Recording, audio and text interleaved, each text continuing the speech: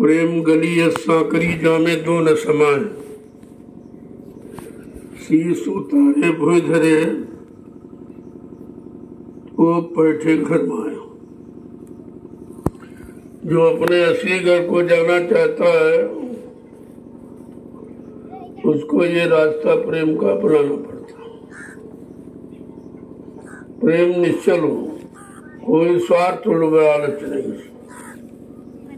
केवल मालिक से मिलने का और अपने गुनाहों की माफी का, बस इतना ही तुम्हारे जीवन में पर्याप्त है। लेकिन जब तक सत्संग वचनों को नहीं सुनोगे तब तक तुम्हारी समझ में कुछ नहीं आएगा। प्रेम तो तुमने संसार में किया है, वो सांसारी भोगों के लिए किया, जो तुम्हारे लिए नासमान सिद्ध हुआ, उससे कोई लाभ नहीं मिलता है। आज हुआ कल छूट गया, कि शरीर का प्रेम तो नासवान है, शरीर ही नासवान है। ये बात समझ में जब आएगी जब संत महापुरुषों के करीब जाओगे और उनकी करीबी का लाभ उठाओगे। जब करीब जाके वचनों को सुनोगे तो वचन तुम्हारे अंदर प्रवेश करेंगे और तुम्हारी सारी गंदगी को निकाल के बाहर कर देंगे। क्योंकि प्रेम का अपना ये प्रभाव है। तो संसार में किया, संसार की वस्तुओं से किया, वो तो सब नासवान सिद्ध हुआ, कोई तुम्हारे काम नहीं आया। हाँ, क्षणिक तो हो सकता है लेकिन मुश्किल नहीं। इसलिए सत्संग नित्य करो, हर पली हर घड़ी सत्संग के वचन आपको याद रहने चाहिए, तो कहीं तुम्हारा फंसाव नहीं होगा। समझ जाओगे, चेत जाओगे, जाग जाओगे और धीरे से अपना काम बना लोगे। रहना तो संसार शरीर परिवार में ही है, लेकिन उसको अपने अंदर प्रवेश मत होने दो। जब तुम्हारे अंदर इसका प्रवेश नहीं होगा तो कभी मन में कोई गंदगी नहीं रहेगी। गंदगी तो इसीलिए आती है कि हम समझते हैं ये है वो है, लेकिन है कुछ नहीं, सब शून्य है। एक दिन ये शून्य में सब विलय हो जाएगा। इसके पहले हम शून्य तक कैसे पहुंचे? शून्य क्या है, शून्य किसे कहते हैं और शून्य में किस युक्ति से पहुंचा जाएगा? जैसे शून्य में लय हो जाओगे वैसे ये सब शून्य दिखाई देगा। जब तक ये शून्य नहीं दिखाई देगा तब तक यहाँ से हटना मुश्किल है। इस यहाँ से हटने के लिए ही तो आपको ये वचन सुनाए जाते हैं कि रहो इसमें अपना काम बनाने के लिए। लेकिन तुम ये भूल जाते हो अपना नहीं काम, लोग तुमसे अपना काम बना लेते और तुम रह जाते हो, क्योंकि तुम्हारे अंदर भी शून्य का ज्ञान नहीं है कि एक दिन सब ये शून्य में लय हो जाएगा, कुछ नहीं बचेगा। और उसके पहले असली शून्य में लय होना सीख लो तो फिर ये तो तुम्हारे लिए शून्य ही दिखाई देगा। रहोगे, काम करोगे, लेकिन फंसोगे नहीं। ये जानकारी जब हो जाएगी तब समझो आपके ऊपर वचनों ने प्रभाव डाल पाया। ऐसे तो कान सुनते रहते हैं। सत्संग कितनी बार आपको बताया गया, सत्संग कानों का विषय नहीं है, वो आत्मा का विषय है। जब तक आप कानों का विषय बनाए रखोगे को भूलते रहोगे, और जहाँ तुमने इसको उतारना अपने जीवन में लागू करना शुरू किया बस वहीं से सत्संग काम करना शुरू कर देगा। तो सत्संग वचनों को कानों का विषय बना के मत रखो, क्योंकि कान का सुना भूल जाओगे, आंख का देखा भी भूल सकते हो, लेकिन जो सब तुमने पकड़ लिया है, जो चीज आपने पकड़ ली, उसको बोलने का मतलब नहीं। अब क्या पकड़ना है क्या छोड़ना है, अभी तक यही नहीं समझ पाए। जो पकड़ना चाहिए उसको तो आपने पकड़ा नहीं, और जो नहीं पकड़ना चाहिए उसी को पकड़े बैठे हो। तो महापुरुषों ने कुछ वचन इसके प्रति कोई वचन फरमाए हैं साधकों के लिए, वो जरा सुन लीजिए, उसकी जरूरत है। जय गुरुदेव, जय गुरुदेव, जय गुरुदेव,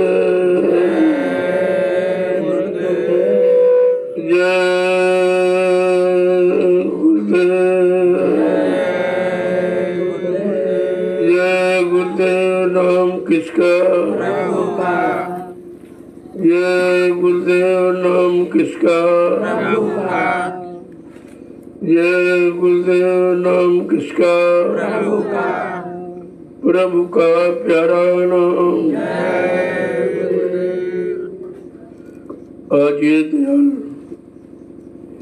प्रातःकालीन दयाल बाग में लघु सत्संग में सम्मिलित होने वाले समस्त प्रेमी जनों, ये सत्संग, ये चर्चा, ये संत महापुरुषों के वचन बड़े सौभाग्य से मिलते। जब तुम्हारे जीवन का भाग्य जगने को होता है तब ऐसी घड़ी होती, और ये भी घड़ी आपको अच्छे कर्मों से मिले। अच्छे कर्म कराने का मतलब था कि तुम महात्माओं के पास जाने लगो, उनको पहचान लो, क्योंकि वो तुम्हारे लिए आए,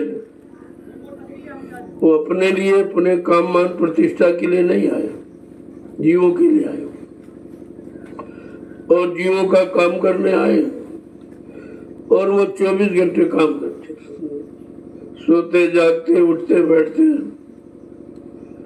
उनका काम जीवों के हित के लिए होता। और सरल से सरल युक्ति जीवों के लिए बनाते, सोचते रहते कि किसी तरह से इनका काम हो जाए, किसी तरह इनका काम हो जाए। कौन सा काम जो कभी नहीं हुआ? ये तो शरीर इंद्रियों के काम तो होते रहते, वो मिटते रहते, खत्म हो जाते, लेकिन आत्मा अजर अमर अविनाशी है। जिस दिन उसके काम को समझ लोगे या उसके लिए करने लगोगे, उसी दिन तुमने सच्चा कर्म जाना कि वास्तव में सच्चा कर्म क्या है। अभी तक हम लोग झूठे कर्मों में जुटे पड़े हैं, क्योंकि सदियों से उनको मान्यता दे रखी और उनको सत्य मान लिया है, लेकिन यद्यपि यही फंसा हुआ है और ये झूठ है, इनकी कभी पूर्ति नहीं होती। इसलिए संत महापुरुषों ने आत्मिक कर्म के बारे में कहा कि शारीरिक कर्म तो आपने कर लिए, उसका अनुभव की मिला कुछ नहीं, जीवन चला गया। अब आत्मिक कर्म के बारे में सोचो, क्योंकि ये मानव जीवन आत्मिक कर्म के लिए ही मिला था कि हम लोग आत्मा का कर्म कर सके, और ये किसी युग में नहीं बताया गया। लोगों ने शरीर इंद्रियों के कर्म बताए कि पूजा करो, पाठ करो, तीर्थ करो, व्रत करो, हवन जप तप यज्ञ स्नान गंगा, बस इसके अलावा कुछ नहीं। और इसमें आत्मिक कोई कर्म नहीं है। तो शरीर इंद्रियों से किया जाए वो शरीर इंद्रियों का कर्म है, और जो आत्मा से किया जाए वो आत्मा का कर्म। अब तो संत महापुरुषों की दया हुई कि कलयुग में आए, उन्होंने आत्मिक कर्म लोगों को बताया कि भाई आत्मा का कर्म क्या। जबकि सत्य तो जानो कि आत्मा ही सत्य है, उसका नाश नहीं होता उसको, उसका तो मतलब यानी कोई कुछ बिगाड़े नहीं सकता। लेकिन बताया नहीं किसी ने। 3 युगों का इतिहास उठा के देखा गया तो सब शारीरिक कर्म में लगे रहे, चाहे वो ऋषि मुनि हो, चाहे योगी योगेश्वर हो, चाहे अवतारी शक्तियां हो, चाहे ज्ञानी विज्ञानी, सबके इतिहास से पता चला कि ये सब शारीरिक कर्म तक सीमित है, इनको आत्मिक कर्म का ज्ञान, या यूं कहिए आत्मिक कर्म का ज्ञान कराने वाले गुरु नहीं आए थे। गुरु तो थे, लेकिन वो गुरु समाज और देश और शरीर, आत्मा के बारे में कुछ उन्होंने कहा ही नहीं। ऐसा मालूम देता है कि इनको आत्मा का ज्ञान ही नहीं था, या इनको अधिकार नहीं था बताने खोलने का राज। तो ये कलयुग में राज खुला, अच्छे युग में नहीं खुला। जब अच्छा युग था, अच्छी उम्र थी, अच्छी मन की ताकत थी, मतलब यानी अच्छा खान पान था, अच्छी संग सुबह थी, ये सब अच्छा था। लेकिन इस अच्छाई का लाभ दिलाने वाले अच्छे गुरु नहीं थे। तो गुरु माने ज्ञान होता है, गुरु कोई शरीर नहीं एडवांस होता, गुरु का मतलब ही ज्ञान से। अब जैसा गुरु आया वैसा ज्ञान मिला, तो ऐसा मालूम देता कि इन युगों में आत्मिक गुरु कोई आया ही नहीं, क्योंकि आत्मा के बारे में कोई चर्चा नहीं। लेकिन जब कलयुग में संत महापुरुष आए और गोस्वामी जी महाराज जो रामचरितमानस उन्होंने लिखी, उसमें उन्होंने ये सब भेद खोला है, वही कैसे कौन है क्या है। तो उन्होंने कहा कि आत्मा अजर अमर अविनाशी, और न मन है न बुद्धि न चित्त न शरीर, अजर अमर अविनाशी। केवल आपके अंदर है तो आत्मा है, और उस आत्मा के बारे में हमें जानकारी करनी चाहिए, क्योंकि ये जानकारी किसी युग में नहीं रही, और यही सच्ची जानकारी है, यही सच्चिदानंद दिलाने वाली जानकारी, और इसी उस सच्चे मालिक से मिलाने वाली है। जब कलयुग में संत पधारे तो उन्होंने ये जीवों पर दया की कि चलो इसको असली राज, असली भेद बता दिया जाए, क्योंकि शरीर में जीवात्मा का ही खेल, वैसे सारी सृष्टि में उसी का खेल। ये सृष्टि में जो रौनक जो आपको दिखाई देती, सुंदरता, दिव्यता, चेतनता और जीवन आत्मा के कारण। अगर आत्मा यहाँ से निकाल दो किसी शरीर से, वो शरीर तुरंत खत्म हो जाता, उसकी सारी क्रिया बंद हो जाती है और वो कुछ प्रयोग ही नहीं कर सकता। हम ये समझते हैं कि शरीर प्रयोग करता, लेकिन संत महापुरुषों ने कहा नहीं, वही शरीर नहीं प्रयोग करता है, शरीर आत्मा के कारण प्रयोग करता है, क्योंकि आत्मा में चेतनता है और चेतनता ही प्रयोग कर सकती है, शून्यता तो प्रयोग करेगी नहीं। हम अभी आपको इसी अभी तक नहीं बताया गया कि शरीर की चेतन शक्ति क्या है, कि जिसके कारण शरीर के सारे अंग चलते फिरते काम करते, और ये जब जीवात्मा निकल जाती तब क्यों काम नहीं करते, सब अपना काम करना बंद कर देते, वही भोजन वही सब कुछ दो फिर भी नहीं काम करते। फिर ये शरीर भोजन भी स्वीकार नहीं करता, कोई सामान का प्रयोग नहीं करता, प्रयोग करने वाली शक्ति खत्म हो गई। तब ये पता चला कि शरीर की असली शक्ति क्या है, कहते जीवात्मा।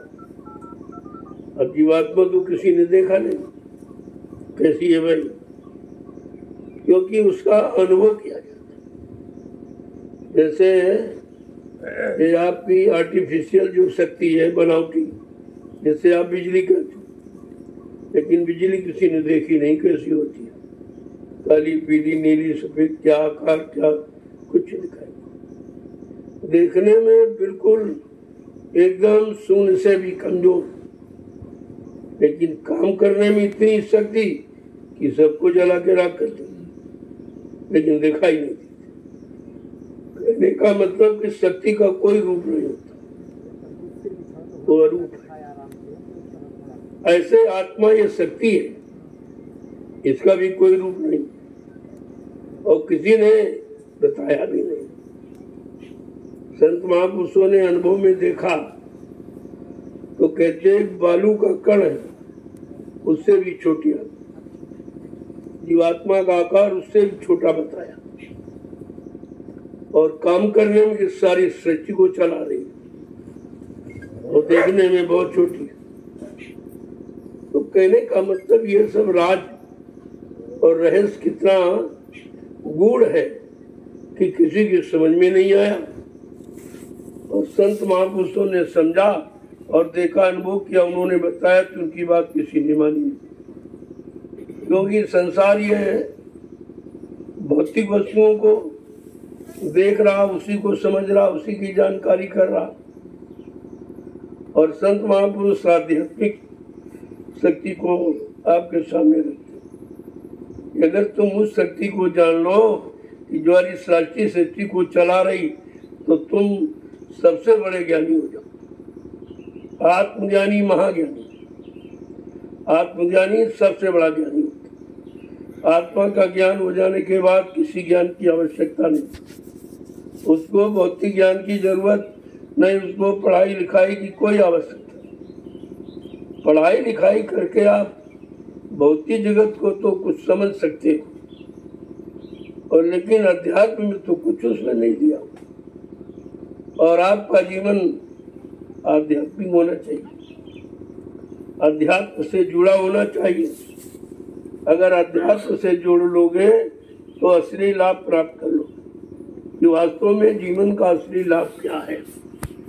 इसी आध्यात्मिक शक्ति को जानना, यानी आत्मा को जानना, आत्मा को समझना और आत्मिक ज्ञान प्राप्त करके इस आत्मा को इस जड़ शरीर से निकालकर और चेतन देश में पहुंचाना, असली काम तो ये। और ये काम किसी ने बताया नहीं, तो इससे तो मालूम देता, लोगों को मालूम नहीं था। मालूम होता तो किसी ने जरूर बताया होता। तपस्या करने वालों ने भी शरीर इंद्रियों को सुखाया, गलाया, यानी मतलब उसको कष्ट दिया, जबकि ऐसा नहीं करना चाहिए। शरीर का दोष क्या है भाई? जड़ का कोई दोष नहीं, जड़ तो जड़ है, दोष तो चेतन का होता।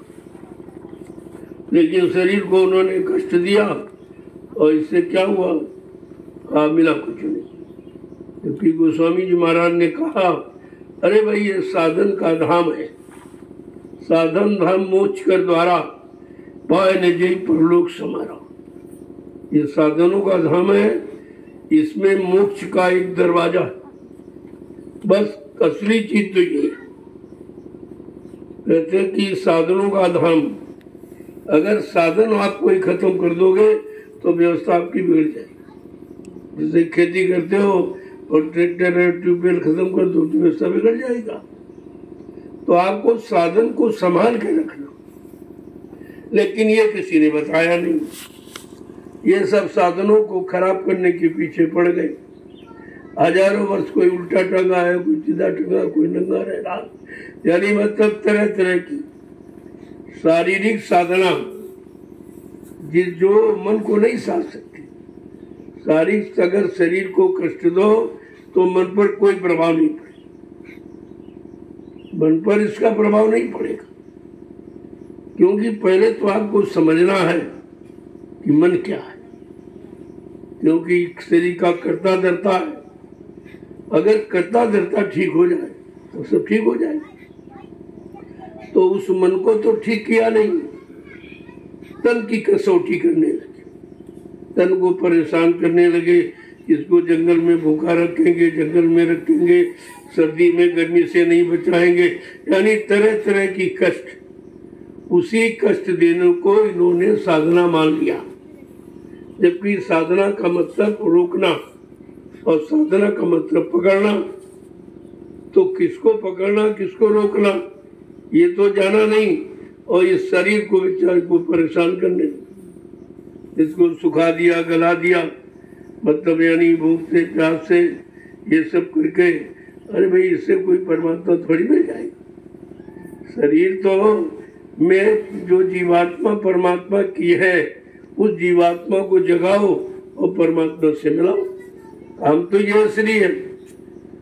अब जीवात्मा को जगाने वाले जब तक कोई संत महात्मा नहीं मिले कि जिन्होंने अपनी जीवात्मा को जगाया हो और परमात्मा से मिलाया हो, और वो रोज दरबार के दरबार रोज आते जाते रहते, उनका आना जाना न कोई देख सकता न कोई समझ सकता।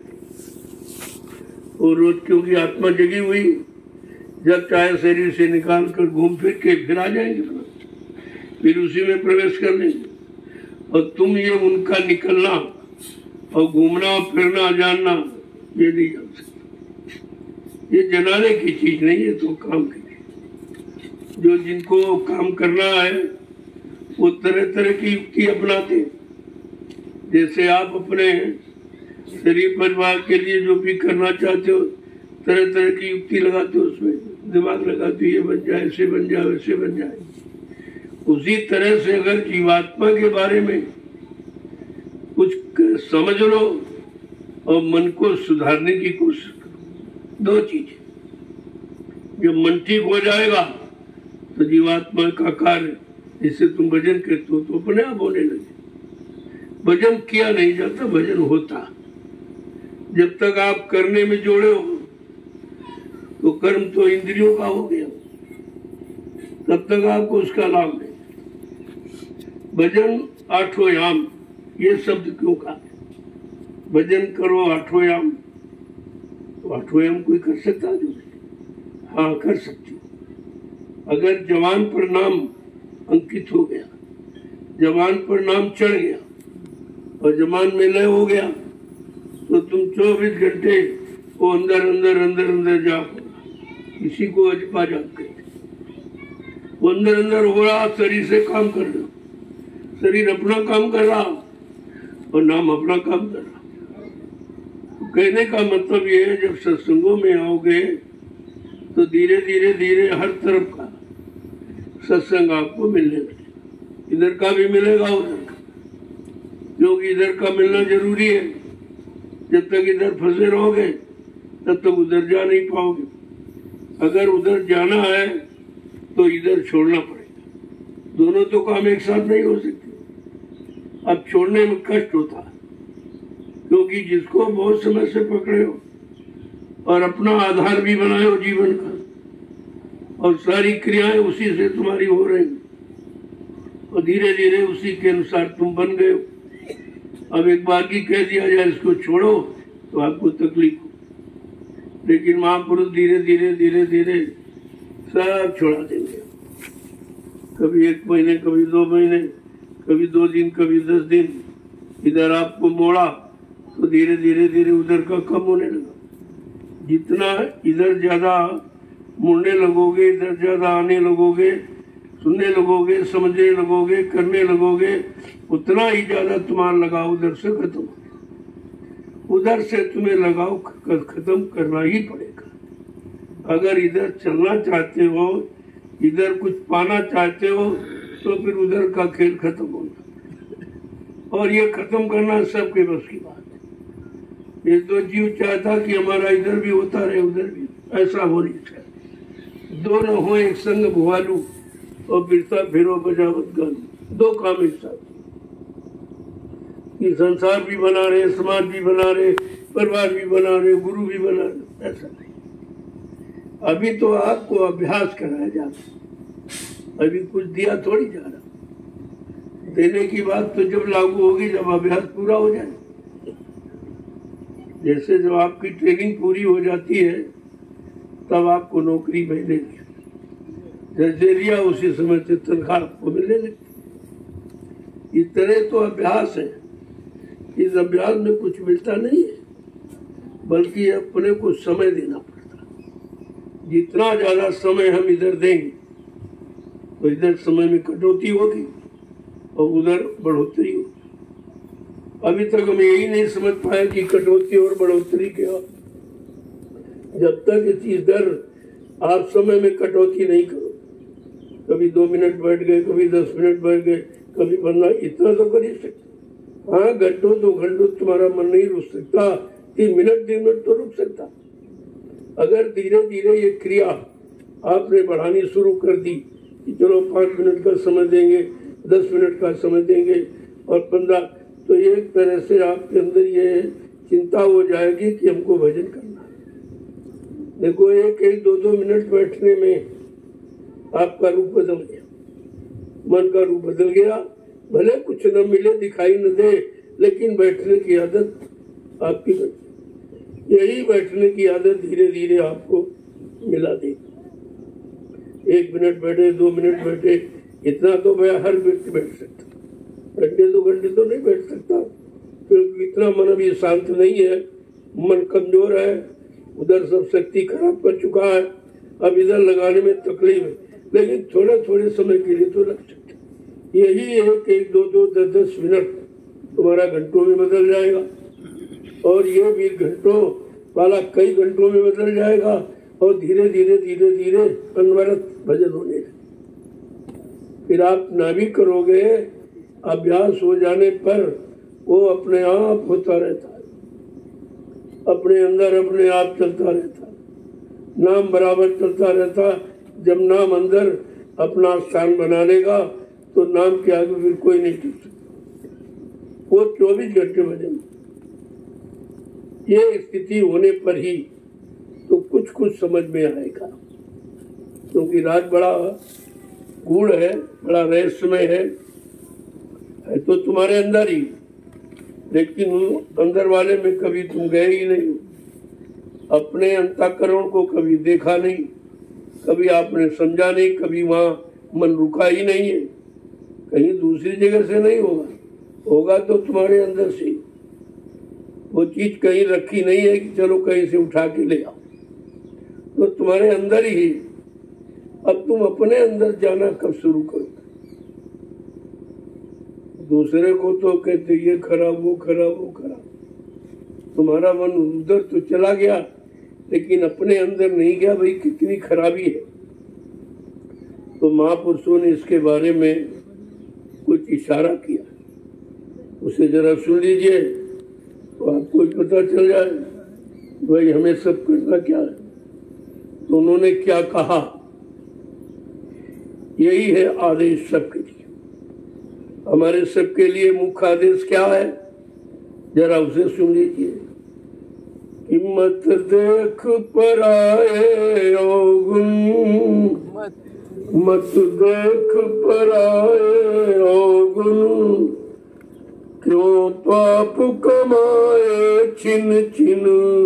मत देख पराये अवगुण, क्यों पाप कमाए छिन छिन। मत देख पराये अवगुण, क्यों पाप कमाए छिन छिन।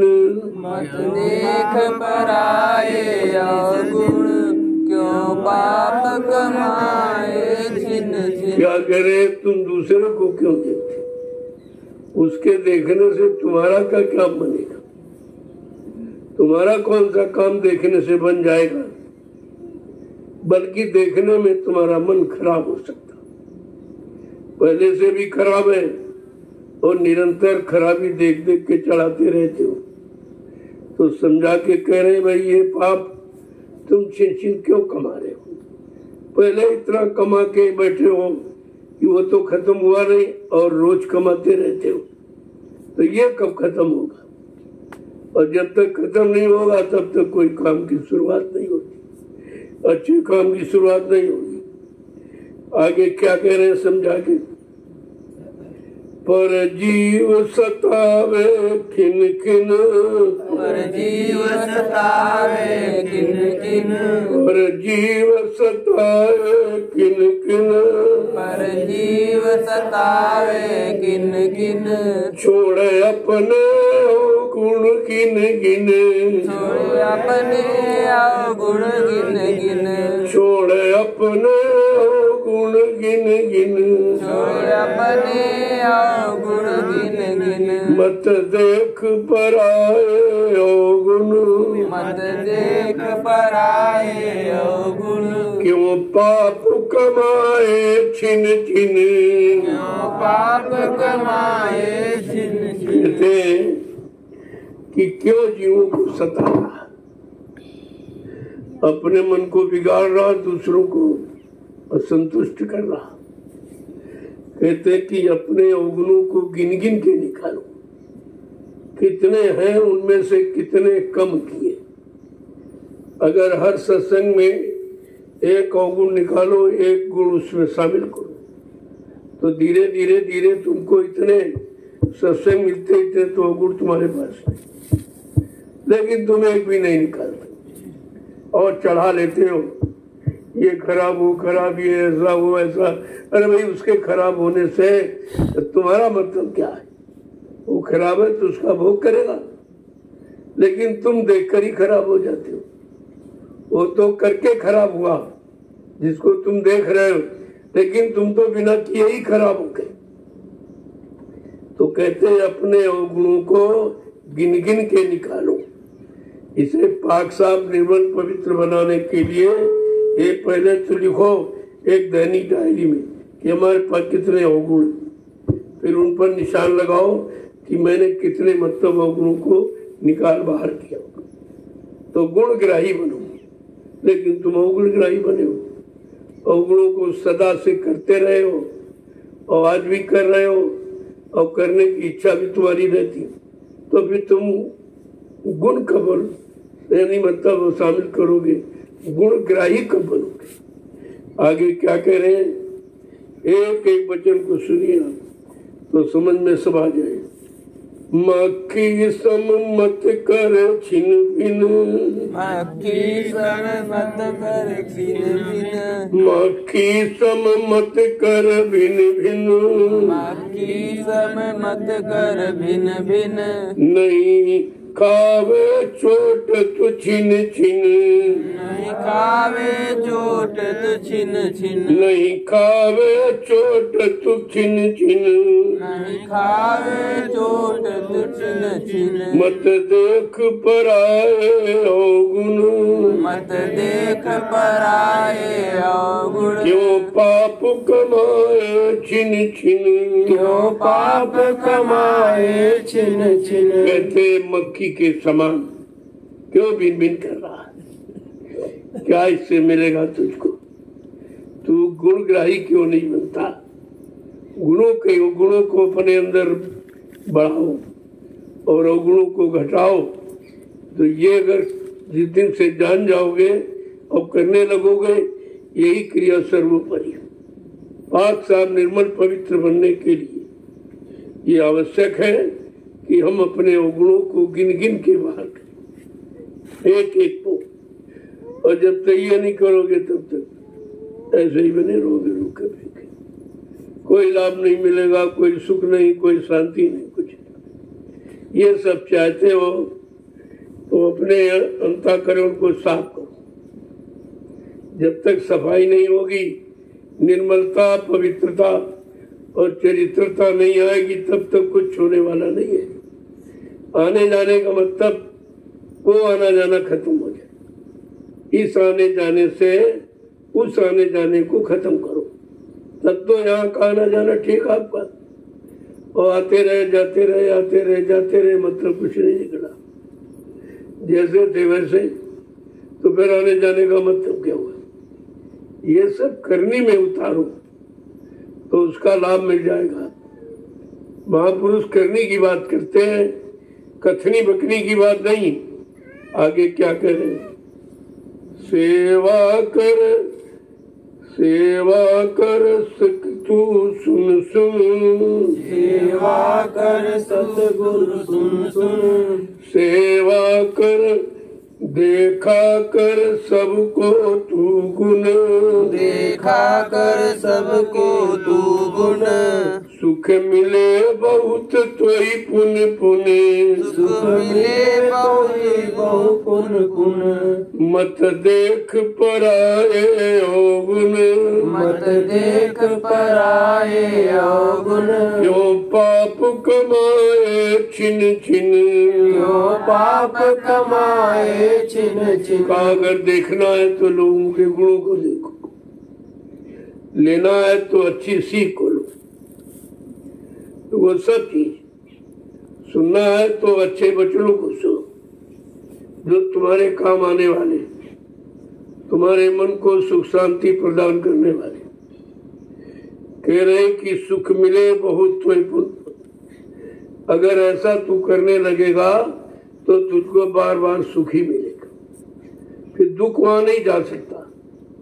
जहाँ सब देखना अच्छा, सुनना अच्छा, समझना अच्छा, करना सोचना सब अच्छाई में बदल जाए, वहां पर सुख रहता है। आगे क्या कह रहे हैं? मैं कहूँ तो अब पुन पुन, मैं कहूँ तो अब पुन पुन, तू नाम वचन ले सुन सुन सुन, तू नाम वचन ले सुन सुन, तू मान वचन ले सुन सुन, तू मान वचन ले सुन सुन। कहते मेरा वचन सुनकर तू ये मान ले कि अब हमें क्या करना, जो किया हो तो उसका फल मिल ही रहा, जो पहले किया उससे कुछ काम नहीं बना, और वही अब करते रहोगे तो काम बिगड़ता रहेगा। अब अपने बनने की सोचो कि बिगाड़ तो बहुत ही आया है, बनाओगे कम, कि धीरे धीरे जीवन में जा रहा। तुम बनने की शुरुआत कब करोगे? जब इनकी सबकी तरफ देखना बंद कर दोगे, अपने आप को देखना शुरू करोगे, दूसरे के बारे में सोचना बंद कर दोगे, अपने बारे में सोचोगे, तो धीरे धीरे धीरे तुम अपना बनना शुरू कर दोगे। आगे क्या कह रहे हैं कि गति पाई मैं ये हंसन, गति पाई मैं ये हंसन, गति पाई मैं ये हंसन, गति पाई मैं ये हंसन, क्यों वर्ण सुनाई संतन, क्यों वर्ण सुनाई संतन, यह वर्ण सुनाई संतन, यह वर्ण सुनाई संतन। मत देख पराए हो गुण, मत देख पराए हो गुण, क्यों पाप कमाए छिन छिन, क्यों पाप कमाए छिन छिन। हाँ मैंने ये सदगति संतों से पाई, संत महात्माओं से मिलेगी, क्योंकि वो इस गति को जानते हैं और सब गति सबकी दुर्गति को खत्म करने की युक्ति बताते हैं। कहा जब वो मिल जाएंगे तुम उनको अपना बना लो, तुम्हारे बन जाए, तो बस ये काम आपका शुरू हो जाएगा। क्या कह रहे हैं?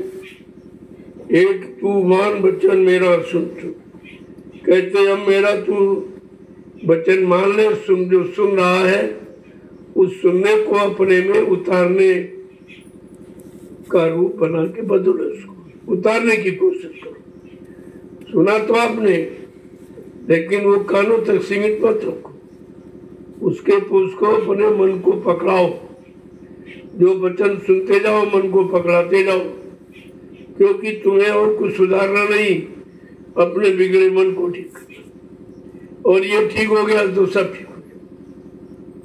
शरीर इंद्रियों के बारे में तो आप बहुत कुछ जान गए, उनको तो पाक साफ निर्मल बनाने के लिए साबुन आदि का प्रयोग करते ही हो, लेकिन कभी मन को मन का मैल धोने के लिए कोई कभी सोच कोई विचार किया आपने कि मन का मैल कैसे धुलेगा?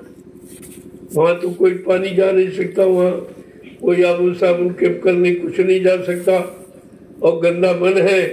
और कहा जब तक मन नहीं पाक साफ निर्मल होगा तब तक आपको कोई चीज उधर की मिलेगी नहीं। निर्मल मन जन सो मोहि पावे, बड़े साफ शब्दों में कहा, अरे अगर हमको पाना है तो अपने मन को निर्मल बनाओ, तन को नहीं मन को, और तो तन को रगड़ते साफ करते रहते, और जिस पर गंदगी चढ़ी उसके बारे में कुछ करते ही नहीं, और गंदगी चढ़ाते रहते हो, इसका उसका ले लेते हो।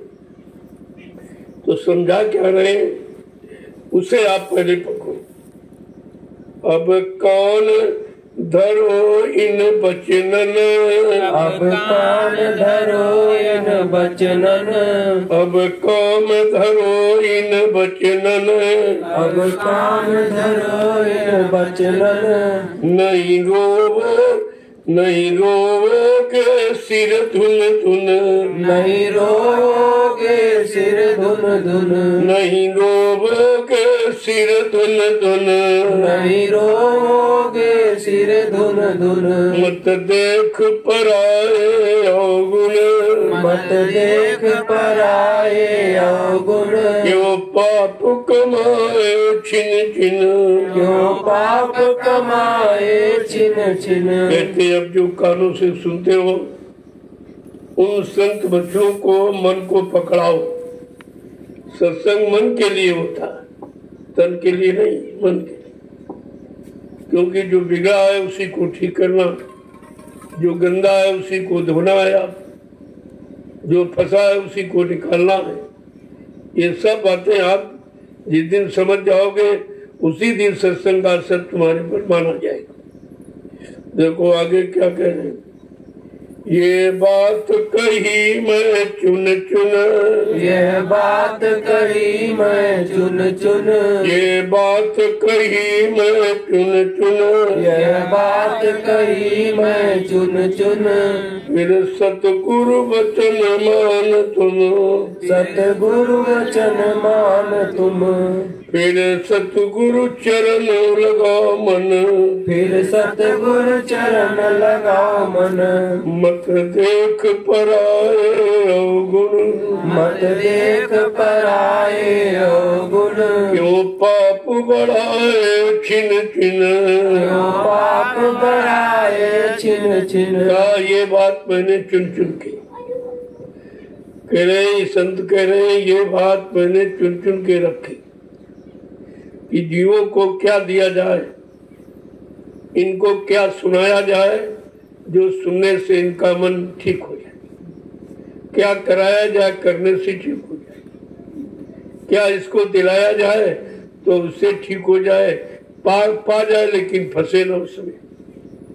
देखो किस तरह से कहते हैं सदगुरु स्वामी चरण लाग, जब उनके चरणों में तुम्हारा मन लग जाएगा तब कहते धीरे धीरे जहां जहां लगाओ तुमने बना रखा है, चाहे गलत का हो चाहे सही का हो, शंका कोई सब खत्म हो जाए। जितनी ज्यादा चरणों से प्रीत होगी उतना ही आपका मन साफ हो जाएगा, और इधर का मन का लगाओ धीरे धीरे खत्म हो जाएगा। इधर बढ़ाओ इधर घटाओ, ना तुम घटाते हो ना बढ़ाते हो, फिर करने का मतलब क्या है, फिर सत्संग सुनने का क्या मतलब। अरे कोई कथा वार्ता थोड़ी है, जब सुन ली और कथा वार्ता तो आप मिनटों में याद कर लेते हो। कोई कथा सुनाई गई फट से याद हो, लेकिन ये वचन क्यों नहीं याद होती जो तुम्हारे जीवन को एक नया रास्ता देने वाले, एक तरह से नया जीवन बनाने वाले। ये तो जीवन जो माँ बाप से शरीर मिल गया हो तो आप लगा रहे हो संसार में, शरीर में, भोगों में, लेकिन जो गुरु के यहाँ नामदान मिला एक नया जीवन था। इस जीवन में आपने क्या किया, उस जीवन तो समझ रहे हो जो कर रहे हो, लेकिन ये नया जीवन जो गुरु के यहाँ आपको मिला उस जीवन में आपने कोई अच्छा किया है, कोई अच्छा सोचा किसी के प्रति, और बन सके तो लोगों की भलाई करो, लोगों की भलाई करो, लोगों को अच्छे काम की तरफ ले चलो, उसमें तुम्हारा भी लाभ होगा और वो पहुंच जाएगा उसका भी, दोनों को लाभ मिल जाएगा। लेकिन आप ये तो काम करते ही नहीं हो। यही परमार्थ है कि खुद बनो औरों को बनाओ, खुद जानो औरों को जनाओ, और खुद पहुंचो जीवों को पहुंचाओ। असली कर्म तो यही है, और इसीलिए आपको प्रचार प्रसार में लाया जाता। प्रचार का मतलब है कि आपने कोई चीज मानी है तो दूसरों को कैसे मनाओगे? आपने किया है तो दूसरों को कैसे कराओगे, कैसे उनको सिखाओगे? तो पहले तुम कर लो तभी तो सिखाओ।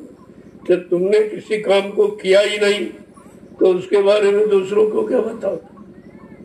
इसीलिए ये सब व्यवस्था बिगड़ गई कि आपने गुरु दरबार में जाकर न गुरु को पहचाना, न उनके वचनों को पहचाना, न उनके काम करने की भूमिका को आपने जाना। तो आपने कुछ किया ही नहीं तो गुरु दरबार में जाने का मतलब क्या हुआ? और गुरु दरबार का लाभ तुम दूसरों को कैसे दे पाओगे? बिगाड़ तो इस कारण हुआ। तो जब तक लोग वचनों को मानेंगे नहीं, जीवन में उतारेंगे नहीं, तब तक कुछ दूसरों को सुनाने के लिए वचन नहीं है। अगर तुम्हारे कानों ने सुन लिया और सुन करके मन को समझा दिया तब तो तुम दूसरे को समझा सकते।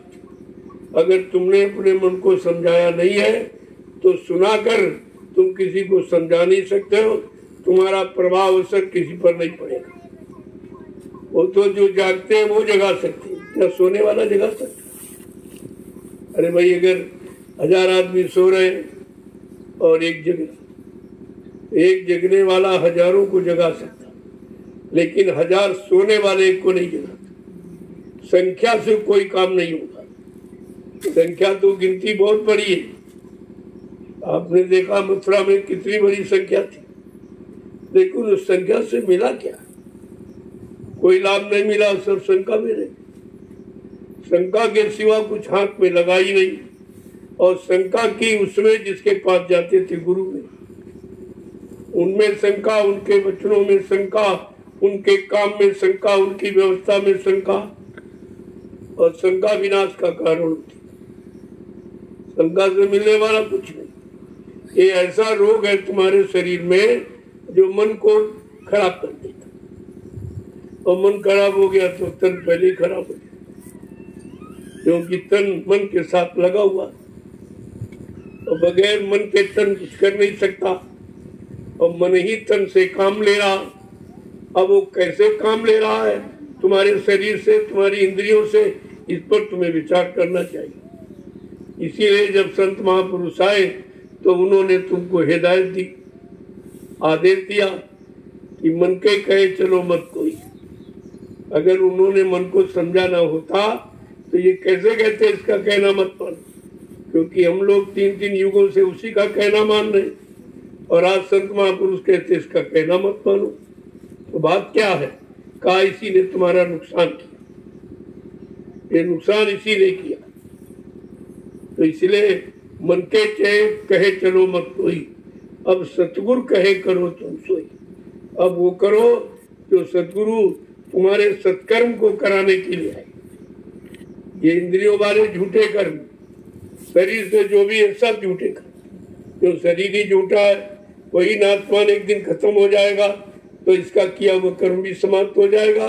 लिहाजा आत्मिक कर्म करो। आत्मिक कर्म को भजन कहते हैं। ये भजन आत्मिक कर्म, क्योंकि भजन करने से यहाँ कुछ नहीं, यहाँ का सामान नहीं मिलेगा। जब तुम दोस्ते हो भजन करेंगे, राजपाट धन दौलत मिल जाएगा। जो आपको निकालने आया है वो फंसाने का सामान कभी नहीं थी। अगर फंसाने के लिए देगा तो निकाल नहीं पाएगा। तो कहा था इतना तो तुमको मिलता रहेगा, ये मतलब तुमको भूखा सोने नहीं दिया जाएगा, नंगा रहने नहीं दिया जाएगा। तुम्हारा कोई काम शारीरिक पारिवारिक वो रुकेगा नहीं, कहीं से करा दिया जाए, लेकिन तुम भजन तो करते रहो। जब तुम भजन करते रहोगे तो ये काम तुम्हारा सब हो जाएगा, सब काम तुम्हारा पूरा। लेकिन वो एक काम आप करते नहीं, एक ही काम। कहा तुम एक काम करो भजन, तुम्हारे सब काम हो जाए, कोई काम बाकी नहीं रहेंगे, सब पूरे हो जाएंगे। लेकिन भजन तो करो। तो भजन कोई नहीं करता। अरे माला माला घुमाना भजन नहीं है। मन को, माला का मतलब मन को घुमाओ, उधर भोगों से हटा के इधर नाम योग में लगाओ। मतलब तो माला का ही है। जैसे माला घूमती है ऐसे तुम्हारा मन घूम रहा संसार में, भोगों में, विषयों में, मान में, सम्मान में, काम क्रोध लोभ मोह ईर्षा राग द्वेष में सब मन विचरण कर रहा है। तो इसको वहां से हटा करके माला में लगा और एक एक दाना बगैर नाम के निकलने लगा। जो भी दाना पकड़ो वो नाम निकले, जो भी दाना पकड़ो नाम निकले, तब आपकी सच्ची माला। सच्चा सुमिरन इसी को कहते हैं। और बीच में अगर भूल गए तो खंडित हो गया, तो खंडित सुमिरन का लाभ नहीं मिलता। इसमें इस मन से कहो कि अब तू भजन कर, तू नाम को यानी मतलब समझ ले, सीख ले और नाम का उच्चारण तू करे। जब मन को नाम के उच्चारण में लगा दोगे तो इसको तो काम चाहिए, काम आपने दे दिया। अब ये इधर उधर जाना बंद कर देगा, न इधर का जाएगा न सोचेगा, कुछ नहीं, केवल उसी में लग जाएगा। लेकिन इसको अभ्यास कैसे करें? जब हमेशा काम करते रहो, नाम जपते रहो, काम करते रहो, नाम लेते रहो, जब ये क्रिया अपना लोगे तो ये मन धीरे धीरे उसी नाम में रम जाएगा। और नाम अगर इसमें रम गया तो बस वो नामी से मिला देगा। नामी अनामी से मिलने का यही साधन, दूसरा कोई रास्ता नहीं। ये तो सोचना चाहिए आप, लेकिन आप सोचते नहीं। और महापुरुष कहते भाई बहुत होशियार रहिए, क्योंकि ये देश तुम्हारा नहीं है। जब तुम्हारा देश नहीं, तुम्हारी व्यवस्था नहीं, तुम्हारा यहाँ कुछ नहीं है और काम खा फंसे पड़े हो, है कुछ नहीं फिर भी फंसे हो। बड़े आश्चर्य की बात यह है कि जब तुम्हारा कुछ नहीं तब फंसे, अगर होता तब तुम क्या करते? तो कभी निकल ही नहीं पाते। तो कहते अरे भाई ये मन, तू तो मुसाफिर है, और मुसाफिर होकर तो यहाँ फंसा क्यों है? मुसाफिर तो आज यहाँ कल वहां परसों वहां, उसका कोई ठिकाना नहीं, उसका कोई घर मकान नहीं, उसकी कोई वस्तु यहाँ नहीं, उसको कहते हैं मुसाफिर। तो संत महापुरुषों ने इस मन को मुसाफिर कहा और कहा अरे मन है मुसाफिर, तो दूसरे के देश में है, काल माया के देश, तो दूसरे के देश में होशियारी से रहो, पता नहीं कब वो क्या करने लगे, कहाँ तुमको लगा दे तो तुम निकल ही न पाओ। लेकिन अभी तक आपने ये माना ही नहीं कि ये देश हमारा नहीं है, ये घर हमारा नहीं, यहाँ का सामान कोई हमारा नहीं, ये शरीर भी हमारा नहीं, क्योंकि ये भी एक दिन खत्म हो जाएगा, ये भी धोखा दे देगा, बिना बताए चला जाएगा। ये सब चीजें जब समझ में आने लगेंगी, बैठ कर सोचने लगोगे, तब आपको इधर नफरत हो जाएगी। और जैसे नफरत हुई बस छुटकारा हो गया। मन को नफरत कराना इधर से, जो ये जिसमें अपना प्रेम जता रहा है, अपना लगाव बता रहा कि बगैर इसके रह नहीं सकते, तो इसको अगर तुम नफरत सिखा दो और नफरत करना सीख जाए, फिर निकलने में देरी नहीं लगी। तो धीरे धीरे धीरे हमें मन को नफरत कराना इससे, जहाँ ये फंसा हुआ। अब नफरत कहते बिन गुरु दया बचो नहीं यहाँ से, कहा बिना गुरु की दया से तो आप बच ही नहीं सकते। अब गुरु के बिना काम नहीं होना, क्योंकि काम हमें मालूम नहीं है और काम कराने वाला गुरु ही है। अच्छे और बुरे सबकी बात बताने वाला और सबको बताकर सबसे निकालने वाला, वो तुमको अच्छाई से भी यानी बचाएगा बुराई से, क्योंकि ये बीमारी दोनों है, कष्ट दोनों से मिलेगा। शुभ कर्म करोगे तब भी आप फंस जाओ तो और ज्यादा फंस जाओ। ये सब फंसाने वाले कर्म है। अच्छा करोगे तो अच्छे में फंस गए और बुरा किया तो बुरे में फंस गए। अब दोनों फंसना है, इन दोनों से निकलना है। दोनों से निकलना जीव के बस की बात नहीं है। तब कहा कि ये काम गुरु करेगा। सुख दुख नदियां पार उतरना, कहा सुख और दुख की जो नदी बह रही, इसे में तुम गोते लगा रहे हो, लेकिन ये दोनों तुम्हारे लिए हानिकारक और दोनों फंसाने वाले और दोनों यहाँ से निकलने नहीं देंगे। अगर पाप छूट गया तो तुम पुण्य में फंस गए। महापुरुषों ने कहा अरे पाप तो पाप है ही, लेकिन पुण्य पाप का बाप है, जिसको तुम कभी छोड़ ही नहीं पाओगे। तो तुमको तो दोनों से छुटकारा दे। पाप पुण्य जब दो नासे वो हमारे पूर्वासी, कहा वो मेरे परम धाम को जा सकता है जो पाप पुण्य दोनों से छुटकारा पाए। तो पाप तो आप छोड़ दोगे लेकिन पुण्य नहीं छोड़ोगे। पहली बात, पाप के आदि हैं लोग, उसी को नहीं छोड़ पा रहे, उसी को पाप वो मानते ही नहीं है। तो कहते हमारा कर्म हमारा धर्म है। अब बेचारे वो कर्म धर्म की परिभाषा नहीं जानते, तो बुरे को भी कर्म कहते हैं और अच्छे को भी कर्म कहते हैं। कर्म तो दोनों है, लेकिन दोनों कर्मों में अंतर कितना है। बुरे कर्म की सजा और अच्छे कर्म का लाभ, लेकिन दोनों में फंसाने वाले दोनों हैं। तुम बुरे कर्मों में भी फंस सकते हो तो हानि उठाओगे, और अच्छे कर्मों में फंस के लाभ पाओगे, लेकिन लाभ हानि दोनों यहीं पर तो है। इन दोनों को पाकर आप अपने घर नहीं जा सकते। चाहे जितना कोई लाभ दे दिया, जितना लाभ देंगे, जितना मुनाफा और जितना धन और जितना संचय, उतना ज्यादा फंस गया।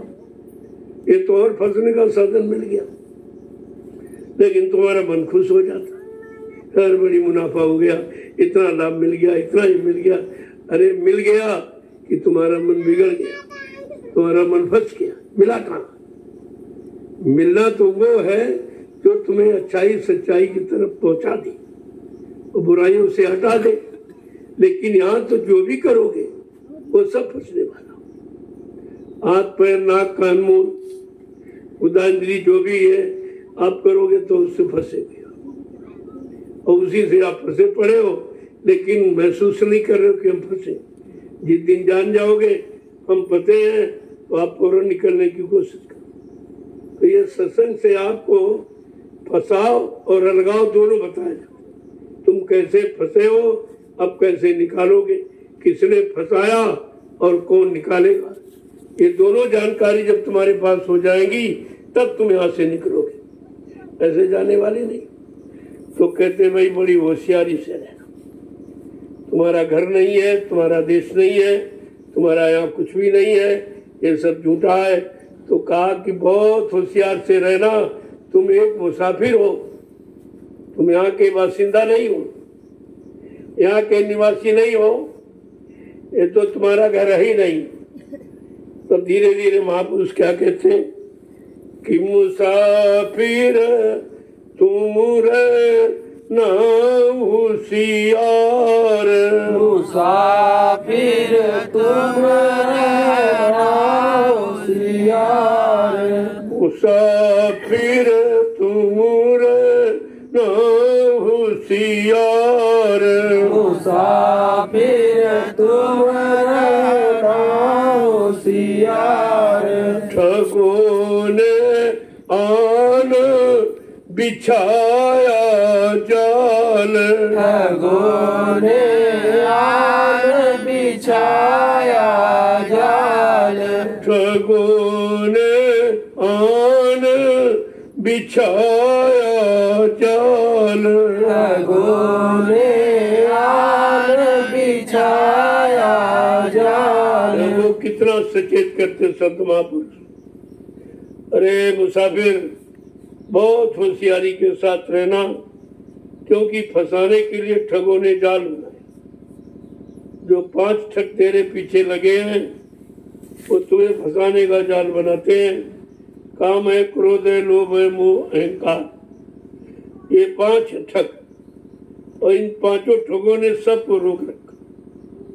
किसी को यहाँ से निकलने नहीं दिया, न ऋषि मुनियों को, न योगियों को, न महर्षियों को, न ब्रह्मचारियों को, ना मतलब यानी अवतारी शक्ति। जब वो नहीं निकल पाए तो तुम कैसे निकल पाए?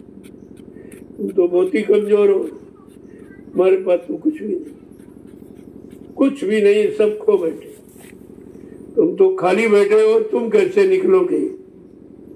जब वो समझा के क्या कह रहे हैं कि अकेले मत जा नाई से राह, अकेले मत जाना इस राह, अकेले मत जा नाई इस राह, अकेले मत जाना इस राह। गुरु बिन नहीं होगा निर्वाह, गुरु बिन नहीं होगा निर्वाह। गुरु बिन नहीं होगा निर्वाह, गुरु बिन नहीं होगा निर्वाह। मुसाफिर तुम रहना होशियार, मुसाफिर तुम रहना होशियार। कहते अकेले मत जाना। अकेले का मतलब जब जब यहाँ आए हो तो अकेले ही आए, और अकेले आए तो सबने तुम्हें फंसा लिया। अकेला कमजोर देखकर तुम्हें फंसा लिया। कहते अगर छुटकारा चाहते हो तो गुरु के बिना यहाँ तुम्हारा गुजारा और छुटकारा कोई करा ही नहीं सकता। बिना गुरु के एक कदम भी आगे मत देना, क्योंकि काल माया का देश उसका उद्देश्य है फंसाने का, उसका उद्देश्य निकालने का नहीं है। और तरह तरह के सामान देके आपको फंसा लिया, और तुमने समझा कि हमारी व्यवस्था कर रहा, हमारा सहयोग कर रहा है, लेकिन वो फंसाने के लिए ये व्यवस्था बनाई। तो शरीर में का पहले तो शरीर में फंस गए, फिर शरीर के इंद्रियों में, फिर इधर परिवार समाज में, फिर पत्नी बाल बच्चों में, इनमें और उनमें धीरे धीरे इनमें फंसे, फिर सामानों में फंसे, और सामान में फिर अच्छा बुरा उनमें आप फंस गए, और धीरे धीरे उस सामान को संचय करने लगे और ज्यादा फंस गए। कहने का मतलब फंसने की सिवा और तुमने यहाँ कुछ सीखा ही नहीं, और उसी को तुमने अच्छा मान लिया कि हमारे पास बहुत सामान है, हम धनी मानी हैं, हम सबसे अच्छे हैं। यही तुम्हारी भूल है, तुम यहाँ अपने को धनी मानी कहते, लेकिन ये धनी मानी बनना तुम्हारा सार्थक नहीं होता। जब चलोगे तो नंगे, तो धनी मानी कहाँ चलेगी, सामान कहाँ चला गया, कपड़े लत्ते कहाँ चले गए, अरे कुछ भी तो नहीं साथ में गया, बिल्कुल नंगा अकेला गया। तब समझ में आया अरे धनी मानी मानी कुछ नहीं। यही सबसे बड़ा फसाव लगाव था, और यही इसी बात को हम समझ नहीं पाए, और अपना समझकर हम सामान इकट्ठा करते रहे। अपने रहने के लिए तो मुश्किल रहेंगे, कहीं नहीं जाएंगे, तो बड़े बड़े मकानों, एक नहीं, दो नहीं, तीन नहीं, चार नहीं बनाने लगे, और ये पता नहीं था कि तुम एक दिन रहोगे नहीं। एक दिन ये मकान खाली पड़ा रहेगा, एक दिन ये सामान ही पड़ा रहेगा जो तुमने इकट्ठा किया, और सारा जीवन इसी सामान के इकट्ठे में लगा दिए, और अंत में सामान भी यही पड़ा। कहने का मतलब तुम्हारे साथ कुछ गया ही नहीं, तुमने अपने साथ जाने वाला सामान तैयार किया ही नहीं, और न किसी से पूछा। जबकि रोज देख रहे हो, परिवार में, समाज में सब देख रहे हो, कितने लोग रोज जा रहे हैं, सब खाली जाते, कुछ नहीं जाते। तो बड़ा लड़ाई झगड़ा किया, बड़ी बेईमानी करके जमीन बनाई, मकान बनाया, दुकानें बनाई, और बिना कुछ सब चला गया। अब जो बेईमानी से किया वो तो कर बाकी नहीं गया। शरीर तो चला, सामान भी छूट गया, जिसके लिए बुरा कर्म किया, और बुरे कर्म की सजा बाकी नहीं। तो इसके लिए भी जन्म लेना पड़ेगा। उस बुरे कर्म की सजा पाने के लिए आपको जन्म लेना पड़ेगा। अच्छे कर्म की अदायगी के लिए भी जन्म लेना पड़ेगा। इसलिए कृष्ण भगवान ने चलते समय अपने प्रिय मित्र उद्धव से कहा, जब उद्धव ने कहा महाराज आप कहते तुम अपने परम धाम जाएंगे, क्या तुम्हारा घर और कहीं है? हम तो समझते द्वारिका गए। अरे कहा नहीं भाई, ये तो शरीर रहने का मकान है, जब तक शरीर जिंदा रहेगा ये मकान में रहेगा, इसके बाद न शरीर न मकान, सब खत्म हो जाएगा। कहा उद्धव तो कहते हमको भी ले चलो अपने देश। जब ये बात है आप बता ही रहे हो तो हमको ले चलिए। कहना भाई हमको ये अधिकार नहीं, ले जाने का अधिकार नहीं है, हम युक्ति बता सकते कि जाओ उधो बद्रिकाश्रम, तब करो जब कभी सोतिर्निष्ठ ब्रह्मनिष्ठ संत महापुरुष आएंगे वो नाम की बख्शिश करेंगे। और नाम जीवात्मा का आधार है, उससे जीवात्मा पकड़ के जा सकती और कोई आधार यहाँ नहीं है। इसलिए पाप पुण्य जब तो नासे का उधव वो हमारे पूर्व, हमारे भी परम धाम गोलोक वो जा सकता जो पाप पुण्य दोनों को छोड़ देगा। जब बीच के लोग, इनका तो बीच ही में लोग है और तुम्हारी जीवात्मा ऊपर के लोग किया नहीं। अब वहां जब बीच के लोक में जाने के लिए पाप पुण्य छोड़ना पड़ेगा तब पहुंचोगे, तो ऊपर असली धाम जाने के लिए तो पाप पुण्य जा ही नहीं सकते। ये तो जब पहले आपको छोड़ना चाहिए। इसलिए संत महापुरुष असली देश को पहुंचाने के लिए आए हैं, इसलिए पाप पुण्य तुम्हारा यहीं पर छोड़वा देंगे। सबका भेद बता करके और सबका स्वाद चखा करके और तुम्हारा छुटकारा दिला दे। जब तुम जान जाओगे कि इसका स्वाद क्या, इसका स्वाद क्या, इसका स्वाद क्या, तब आपका मन भर जाएगा कि चलो देख लिया, हटाओ, तब ये छोड़ो। इससे वो तो एक सेकेंड में आपको निकाल, लेकिन ये तुम्हारी इच्छाएं तमाम अभी रह जाएंगी। ये नहीं कर पाया, ये नहीं। अगर कहा जाए चलो भाई चलो अपने घर चलो, समय हो गया, तो सब यही कह रहे नहीं अभी कहा, अभी तो बाल बच्चों की शादी ब्याह करना है, मकान बनाना है, ये काम करना है, ये काम करना है, ये काम, कोई जाने के लिए तैयार नहीं। सन 86 में जो आवाज लगाई गई थी, धाम अपने चलो भाई पराए धाम क्यों रहे, काम करो अपना भाई पराए काम क्यों फंसना, कहा चलो अपने घर चलो, समय आ गया और बेड़ा भी लगा दिया, चलो बैठो चलो, तो कहा कोई तैयार नहीं, कोई नहीं जाने के तैयार हुआ। सब यही रहने के लिए और यहाँ और अच्छे साधन, यानी और अच्छा फंसाओ। साधन का मतलब फंसाओ, जितना ज्यादा साधन उतना ज्यादा फंसाओ, जितना ज्यादा पैसा उतनी ज्यादा चिंता, ये तो आपको व्याप्त हो जाएगी। इसलिए काम चलाओ, काम करो, जब मुसाफिर हो उसी तरह से अपने काम करो। यहाँ मुस्तकिल मुकाम कुछ, ये तो जीवों के लिए बनाया जा रहा, जीव आएंगे रहेंगे चले जाएंगे, फिर आएंगे फिर रहेंगे चले जाएंगे, फिर आएंगे रहेंगे चले जाएंगे, ये उनका आधार है, ये मेरा आधार नहीं। मैं कोई रहने के लिए नहीं बनाया और न अपने लिए कुछ बनाया। अगर अपने लिए बनाऊंगा फिर तुमको कैसे छुटकारा दिलाऊं?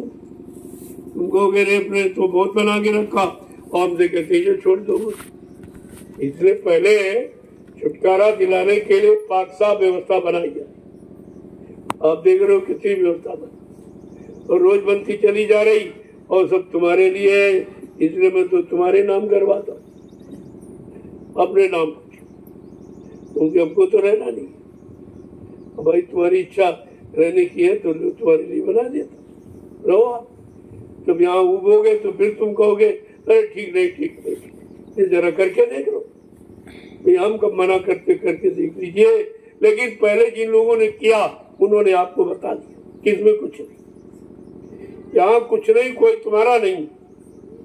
और किसी को अपना मत समझना, इनका भला इनका कल्याण ये अपना समझ, ये तुम्हारा अपना कर्म है, बाकी तुम अपने लिए तुम्हारा कोई कर्म नहीं। लेकिन ये बात समझना बहुत बड़ी बात है। इंसान कहे नहीं अपने लिए नहीं, यहाँ सब अपने लिए जुटे पड़े, अपने लिए मकान, अपने लिए जमीन, अपने लिए बच्चे, अपने लिए सामान, ये सब इसी में जुटे पड़े। तो ये संतों की बात कैसे एक बार की मान लेंगे कि नहीं नहीं यहाँ कुछ नहीं। धीरे धीरे सत्संग बच्चों को सुनाते सुनाते तुम्हारे मन को बदल देंगे, तुम्हारे मन को घुमा देंगे और तुम्हारे मन को अच्छाई सच्चाई में लगा देंगे। यहाँ की अच्छाई सच्चाई भलाई नहीं, फिर तुम्हारा मन जीवों के लिए सोच रहे। अभी तुम केवल अपने लिए सोच रहे, तभी तुम्हारे अंदर ईर्षा हो रही, जब ये चीजें सोचो कि नहीं अरे सब अपने और सबको घर चलना है, तो किससे राग द्वेष करोगी आप? किससे तुम्हारा बैर भाव रहेगा? सब अपने हो जाए। तो कहते हैं भाई ये सब गैर नहीं, सब अपने हैं। ये भाव सबों में भरना है, यही भाव भरना कि सब अपने, सारी जीवात्माएं अपने। अगर किसी से राग द्वेष कर रहे हो, मार पीट रहे हो, जब जीवात्मा वहां जाएगी तो कहेगी तुमने, मैं भी शरीर में थी, तुम भी शरीर में थी, तुमने हमको बहुत पीटा था, बहुत परेशान किया था, तो मैं आप क्या जवाब दूंगा?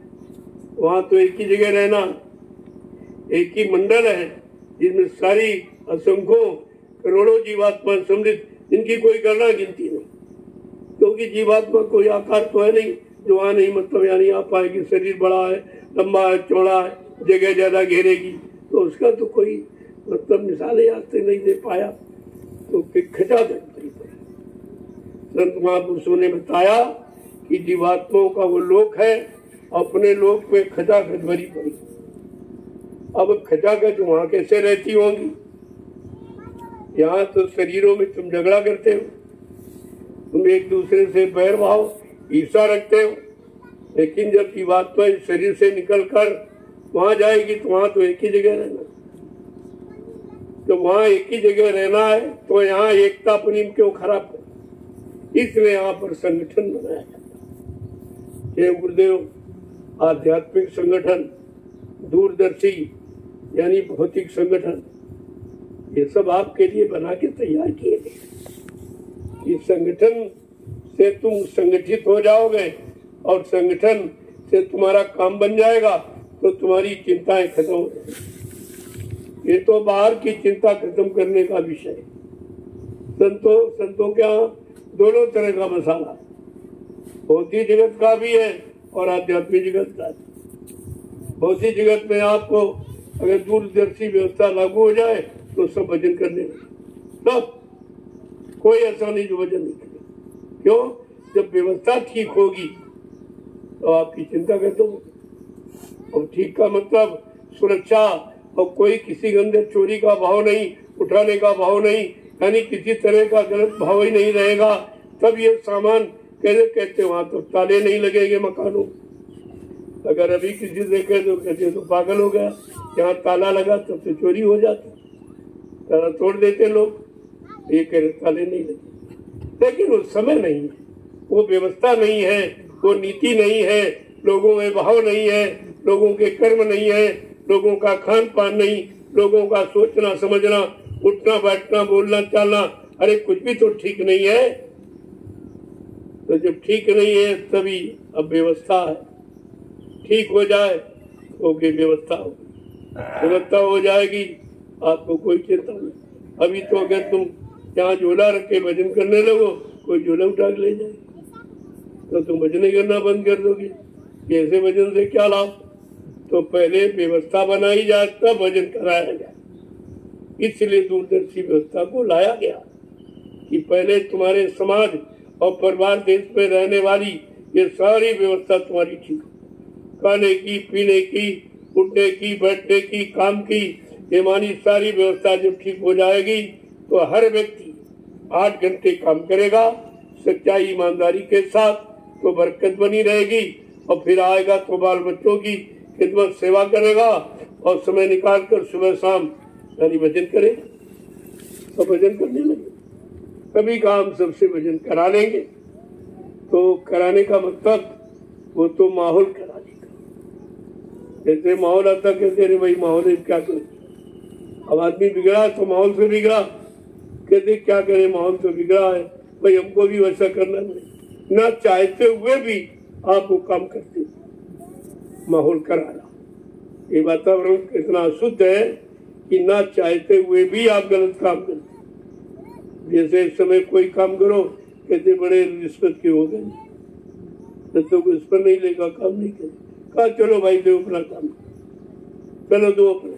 अब सब लोग कहते चलो दो काम, चलो दो काम, तो उसका काम बनने लगा।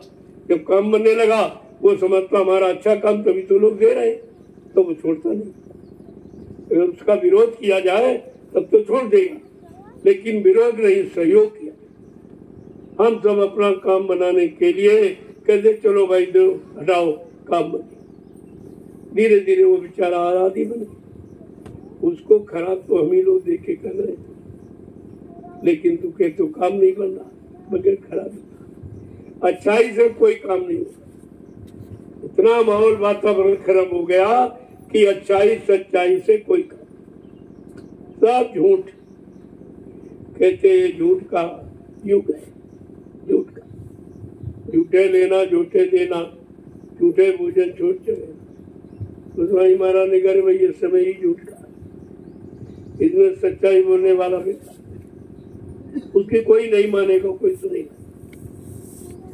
एक पंडित जी थे तो कथा वार्ता करते, वो कथा वार्ता करते थे तो मतलब यानी सत्य कथा। तो एक जगह गांव में गए, सत्य कथा किया और सुबह उठे अपना दिशा मैदान गए और बिस्तर को ऐसे समेटा और सिराने की तरफ चले गए। और रात में एक बेश्या आई तो उसने अपना दुपट्टा उनके बिस्तर में छिपा दिया। अब वो आदमी उठता तो फट से बिस्तर ऐसे ही करता, ऐसा नहीं करता। तो उन्होंने समेट दिया और जब पूजा वूजा करके स्नान ध्यान किया तो बाद में वो बेश्या आ गई, कह रहे पैसे दो। अब गाँव वाले देख रहे हैं ये तो महात्मा जी है, सत्य कथा कहते इनके पास बेश्या कैसे आई? अरे भाई तुम कैसे आई? कहा रात में हमारे कोठे पर गए थे और धोखे, अगर तुम नहीं मानते हो तो हमारा दुपट्टा इनका है, इनके साथ धोखे में चला आया। तो बिस्तर देखा गया तो निकला तो वहाँ की जितनी पब्लिक सब गाली सारा बड़ा बेचारी का सत्य कथा कहता, ये करता वो करता, तो बड़ा बेचारे अपमानित किए गए और मारे पीटे गए। तो वहाँ से चल रास्ते में कल फिर मिल गए।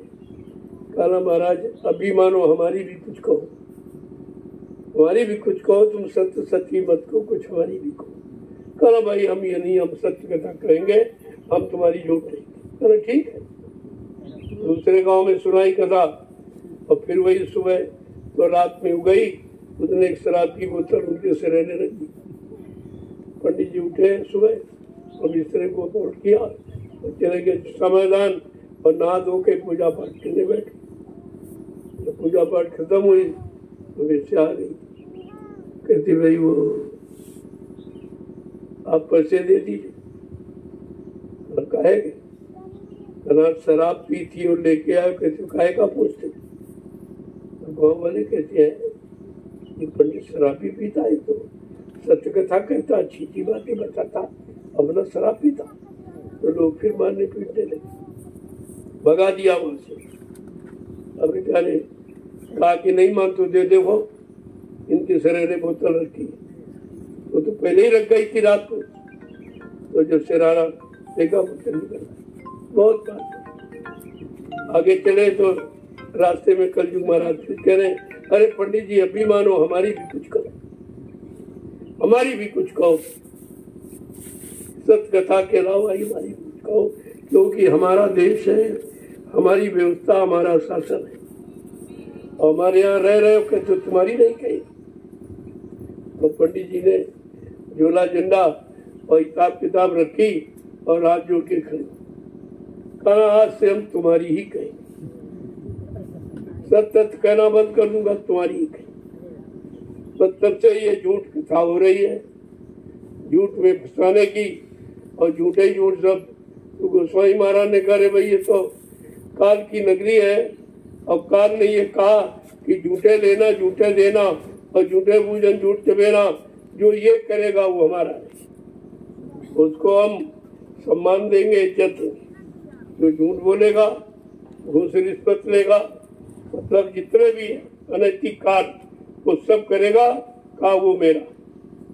अब आप देख लीजिए जब काल के जीव ये है तो दयाल के कितने बन पाएंगे। सबको काल नगरी में रहकर काल का सामान चाहिए, बगैर काल के सामान के गुजारा नहीं हो। लेकिन संत महापुरुष कहते हैं कि मैं तुमको ऐसा बना दूंगा, सिखा दूंगा कि तुम उसका सामान का प्रयोग भी कर लोगे और तुम फंसोगे नहीं। सत्संग वचनों के द्वारा परमार्थी सेवा कराकर और ये सुमरन ध्यान भजन में लगाकर तुमको ऐसा बना दिया जाएगा, तुम काल का सामान भी प्रयोग करोगे और उसके सामान में फंसोगे। ये युक्ति आपको देता है और वही युक्ति आपके साथ प्रयोग की जा रही है। तो धीरे धीरे धीरे जब आप सत्संग वचनों को सुनने लगोगे, अपने जीवन में उतारने लगोगे, सेवा में समय देने लगोगे। सेवा से क्या होता, जो शरीर इंद्रियों से आपने बुरा पाप कर्म किया तो वो सफाई किया, रगड़ाई सफाई की जाती, क्योंकि वो रगड़ाई सफाई तुम्हारे स्वार्थ की। यहाँ तो मिट्टी डालते हो कोई स्वार्थ आता, जो भी आप सेवा करते हो उसमें कोई तुम्हारा स्वार्थ है किया, अगर झोला झंडा उठाया फिर चले गए, कोई मतलब नहीं रहता। जिसमें तुम्हारा कोई स्वार्थ ही नहीं, प्रेमी उसी को परमार्थ कहते, और वो दूसरों के लिए दूसरे लाभ उठाए, ये परमार्थी सेवा का लाभ है। ये तो कोई नहीं करा रहा सृष्टि में, सब अपनी अपनी सेवा, अपना मान सम्मान सामान यानी अपनी धन दौलत इकट्ठा करने के सिवा कोई काम नहीं। लेकिन यहाँ बिल्कुल दुनिया से अलग थलग सेवा आपसे कराई जाती है और लाभ भी लोगों को मिलना। तमाम तरह की बीमारी चली जाएगी, अगर वो जाने वाला होगा तो आराम से धीरे से चला भी जाएगा, ये भी लाभ है। अगर वो पड़ा रहे साल 2 साल 4 साल तो आप परेशान हो जाए, पैसा भी खर्च होगा, सब लोग परेशान। अगर उसको भेज दिया जाए तो तुम्हारा सब बच जाएगा, लेकिन तुमको मेरे दया नहीं हुई। अरे उसी को दया कहते हैं जिसमें तुम्हारा कष्ट का निवारण हो। कल जो आया था प्रेमी परसों, मैंने कहा भाई जो खाए उसको खिला दो, उस समय उसे है नहीं इसका, चलो नहीं मानते तो भाई ये करो ये करो, कुछ ना कुछ बता दो, उसको तसल्ली हो जाती। लेकिन वो यहाँ आश्रम पर था इसलिए बिल्कुल आराम से चला। कोई जो मरने में पीड़ा परेशानी तकलीफ होती वो नहीं, जो जमदूत आते मारते पीटते घसीटते वो नहीं, बड़े आराम से जीवात्मा निकल जाएगी और आपकी मार पीट बच गई तो कितना बड़ा लाभ होता। विनयी पर आपने उसका आधार संस्कार किया, ये बहुत अच्छा किया। जहाँ शरीर छूटा वही करना चाहिए, फिर इससे पवित्र पावन स्थान कहाँ मिलेगा। यहाँ से तो सब तरफ का लाभ, इधर का भी लाभ उधर का, तो उसकी जीवात्मा का कल्याण हो गया केवल यहाँ आने में। तुम तो यहाँ रहते हो, तुम यहाँ सेवा करते, तुम्हारा नहीं होगा। तुम ये क्यों सोचते हो तुम्हारा सबका होगा, कोई नहीं रोक सकता, क्योंकि सब आदेश में लगे। कोई न कोई आदेश का पालन करते हो, जो जिसके लायक सेवा सेवा कर रहे हो, लेकिन तुमको अपनी सेवा में तसल्ली नहीं होती, उसमें आपको शंका हो जाती। अरे जैसा जिसका कर्म वैसी उसकी सेवा, और उसी से इसका मतलब यानी बहुत कम खराब कर्म है तो छोटी मोटी सेवा दे दी, उसी से काम हो गया। तो आप अपनी सेवा का महत्व ये समझो कि हमारे कर्म कट रहे, कोई सेवा आप करते हो सब उसमें। और कितनी तरह की सेवा, अरे मान लो जमीन की जरूरत है, तुमने बता दिया अरे भाई उनकी जमीन भी, और उसको बता दिया वो लेने वाले, तो ये भी सेवा भी थी, ये भी सेवा भी थी। ये सब सेवा में ही जोड़ा जाता। तो कार्य भी कुछ नहीं कर सकते हो तो तुमने दिलाने का काम, चलो हम आपको दिला देंगे, उससे बात की, उससे दोनों को मिला दिया, ये मिलाने की भी तो सेवा है। ऐसा नहीं, सेवा कई तरह की। अच्छे काम को करने में कोई भी तुम्हारा यानी शरीर का अंग लग जाएगा, वो सेवा होती, वो सेवा मान्य होती। एक बार एक जगह सत्संग हो रहा था, तो सत्संग लोग सुन रहे थे, जा रहे थे, एक पापी बेचारा बड़ा पापी था, तो वो नहीं जाता था, उसकी इच्छा नहीं होती थी। तो रास्ते में खड़ा था, तो जो लोग आ जा रहे थे पूछा, अरे भाई ये बताओ यहाँ कहीं सत्संग होता? तो उसने ऐसे इशारा कर दिया उधर चले। तो इतने में उसको लाभ मिल गया। जब उसका शरीर छूटा तो लोगों को ऐसे कोई नदी थी नहीं तो ऐसे वहां डाल दिया जाता था। तो ये जो जंगली जानवर मांसाहारी, वो एक सियार आया, चारों तरफ घुमा उसकी, और उसकी केवल उंगली काटी और काट के खा गया। बाद में पूछा गया, महात्मा ने कहा नहीं भाई, जितने उसने शरीर से जो अंग से काम किया वो अंग पवित्र था, उतना अंग जैसे इशारा किया था बस उतना वो पवित्र था, वो खा लिया बस। तो पवित्रता तो ऐसे आती है शरीर, और तुम तो पूरे शरीर से सेवाएं कर रहे हो, मतलब यानी सारा परमार्थ का काम कर रहे हो, लोगों को जगाने चिताने का, अच्छे रास्ते पर खड़ा करने का, अच्छाई की तरफ मोड़ने का ये काम कर रहे हो। तुम्हारा पूरा शरीर है उसी में लगा, तुम्हारा तो पाक साफ निर्मल हो ही जाएगा। कैसे कराया जा रहा, कितनी सरल युक्ति थी, उसको देखो। जो कोई न कराया किसी ने कभी, न कराना न कोई करा सकता, ये सबसे बड़ी और आपके साथ हो रहा, और आप रोज कर रहे हो सेवा, लेकिन आपको कोई लगाव नहीं। जितना पसीना बहाओगे उतनी बीमारी निकल जाए। सब लाभ ही लाभ है, यहाँ सेवा का कोई नुकसान नहीं, सब तरह का।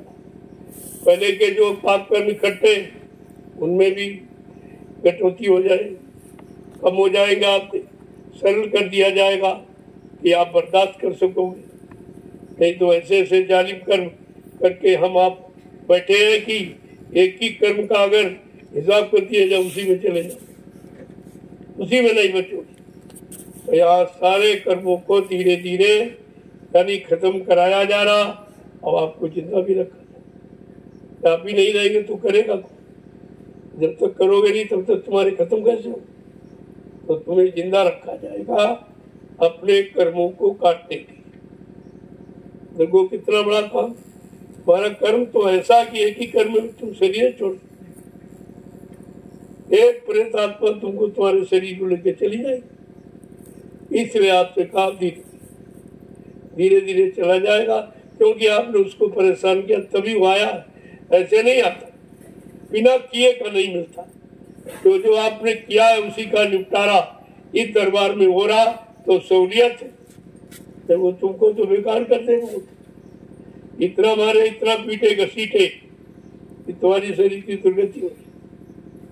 लेकिन यहाँ पर आता है, कहता हाँ चले जाएंगे, लेकिन कुछ दिन रहेंगे।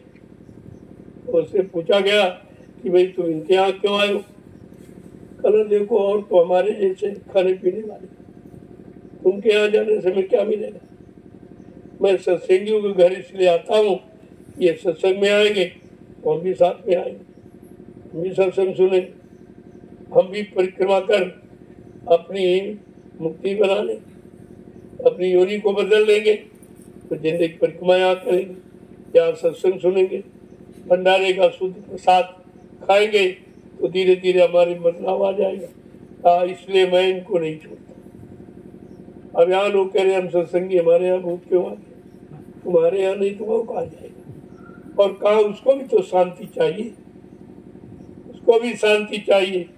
शांति पाने के लिए तुम्हारे घर आया कि तुम सत्संग में जाओगे, तो कहा मैं भी इनके साथ चला जाऊंगा, मैं भी सत्संग सुनूंगा, मैं भी दर्शन करूंगा, मुझको भी जब स्पर्श करेंगे तो मुझको भी लाभ मिलेगा। झंडे की परिक्रमा करेंगे हमारी योनि बदल जाएगी। तो जिसको जहाँ लाभ मिलता वहाँ कहाँ छोड़ता? वो लाभ पाने के लिए आया, और आप समझ रहे हो कि हमें कष्ट दे रहा। तुमने कष्ट दिया है तब वो अपना बदला चुका रहा, और वो भी बहुत थोड़ा करके चुका रहा। तो इतना मारता पीटता घसीटता तुम्हारी दुर्गति हो जाती। तो यहाँ तो आपको सो दिया, अब आपने किया है तो धीरे धीरे चला जाएगा जब पूरा हो जाएगा, और यहाँ कोई कष्ट नहीं होगा आपको विशेष। अब लोग देखो यहाँ उन पर रहता हमेशा, और यहाँ सेवा करते सब कुछ कहते यहाँ कुछ नहीं, घर जाते फिर परेशान हो जाते। तो भाई घर तुम्हारा कोई आश्रम थोड़ी, घर तुम्हारा कोई पवित्र भूमि थोड़ी है। तो वो तो उनकी भूमि है ही, वो तो वहां जरूर रहेंगे। यहाँ वो रह नहीं पाएंगे, और रहेंगे तो आपको परेशान देंगे। वो अपना उद्धार करेंगे धीरे धीरे। शरीर चाहिए सबको उद्धार के लिए, तो तुम्हारे शरीर पर आते। इसलिए कभी ये नहीं सोचना चाहिए कि हमको लाभ नहीं।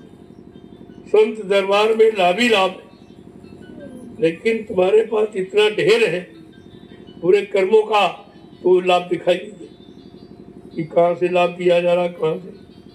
अरे तुम सहूलियत से रह रहे हो, समाज में रह रहे हो, सुरक्षा में, ये कम है। पता नहीं तुम्हारे साथ क्या क्या हो जाता, क्योंकि तुमने किया है और किए का उपभोग तुम्हारे पर है। लेकिन दरबार में धीरे धीरे अदा करा दिया, ये सेवा कर लो, इससे हो जाए, ये सेवा कर लो। तो अब आपको ये अपनी जमीन हो गई नीचे, तो इसको साफ करना। मैंने कल कहा था सुबह जल्दी उठ के ये तो वचन से बढ़ के है। जब सेवा करोगे तो वो साफ हो जाएगी। तो वहाँ कितने लोग बैठ के भजन करेंगे, तो तुमको तो बिना किए भजन का लाभ मिल जाएगा। आपने जगह बना दी, तो जो भी आप कर रहे हो, बना रहे हो प्रेमियों की, और प्रेमी भजन करेंगे तो तुमको बिना किए मिल जाएगा। ऐसे ऐसे एक दूसरे को भजन का लाभ ट्रांसफर करा दिया जाता है, और तुम समझ नहीं पाते हो। तुम सेवा से जी चुराते हो, सेवा को छोटा बड़ा समझते हो। ये छोटी सेवा, आपको बड़ी सेवा चाहिए। सेवा कोई छोटी नहीं, जैसा जिसका कर्म वैसी उसकी सेवा दी जाती है, और उसी से कर्म को, ये कर्म को निपटारा कराने का तरीका सेवा है। ये तो क्या जरूरत है, कोई अच्छी जमीन ले ली, जब कुछ नहीं सेवा होती। तो इसलिए हम सब उबड़ खाबड़ जमीन लेते हैं, ताकि आपको सेवा मिल जाए, और उस सेवा से आपका भजन बन जाए। सेवा ही भजन है, आदेश पालन ही भजन है। अभी आपने समझा कहा, तुम समझते हो आप कान बंद करे मालक हुआ, यही भजन। अरे असली भजन तो ये है। भजन करने वालों के लिए आप व्यवस्था बना रहे हो, ये सच्चा भजन का तरीका। तुम्हारी बनाई व्यवस्था में लाखों लोग बैठ के भजन सुमरन ध्यान करेंगे, वो लाभ आपको मिल जाएगा। भजन तो पर आप नहीं बैठ सकते हो 1 घंटा, लेकिन 2 घंटे सेवा कर सकते। तो कैसा तरीका बदल दिया। तो आप ये मत समझो कि तुम्हारा कोई काम नहीं, ये चिंता मत करो। सबका काम होगा, सब घर जाएंगे, कोई बाकी नहीं रहेगा। नहीं तो जवाब पूछा जाएगा उससे, जब तुम ले नहीं जा सकते थे तो नामदान क्यों दिया? माने में ले जाने की ताकत नहीं थी, शक्ति नहीं थी, तो नामदान क्यों दिया? ये सवाल भी तो होने लगेगा। तो जिसने वादा किया है वो अपना वादा पूरा करेगा। अब तुम करते नहीं हो तो समय लग रहा, कोई काम करते नहीं करते, सेवा करते हो थक जाते, हमसे होती है। भजन कहते हो हमारा मन नहीं रहता, कहते हो सत्संगों को याद नहीं रहता। जब तक 3 में से कोई काम नहीं करोगे तो मजदूरी कैसे मिल जाएगी? कुछ तो आपको करना ही पड़ेगा, और उसी करने के लिए ये बार बार प्रयास किया जा रहा। जय गुरुदेव,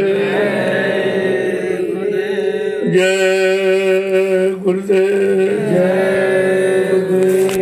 जय गुरुदेव। नाम किसका?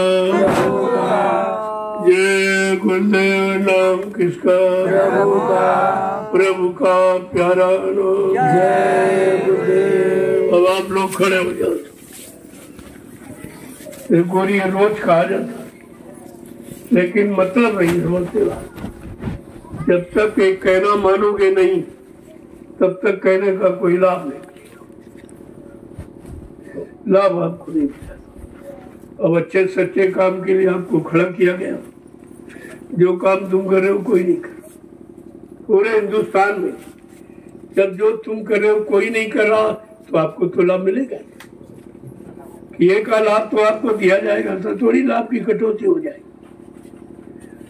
थोड़ा सा ये काम जल्दी से इसको साफ कर लो तो झंडा गाड़ दिया जाए।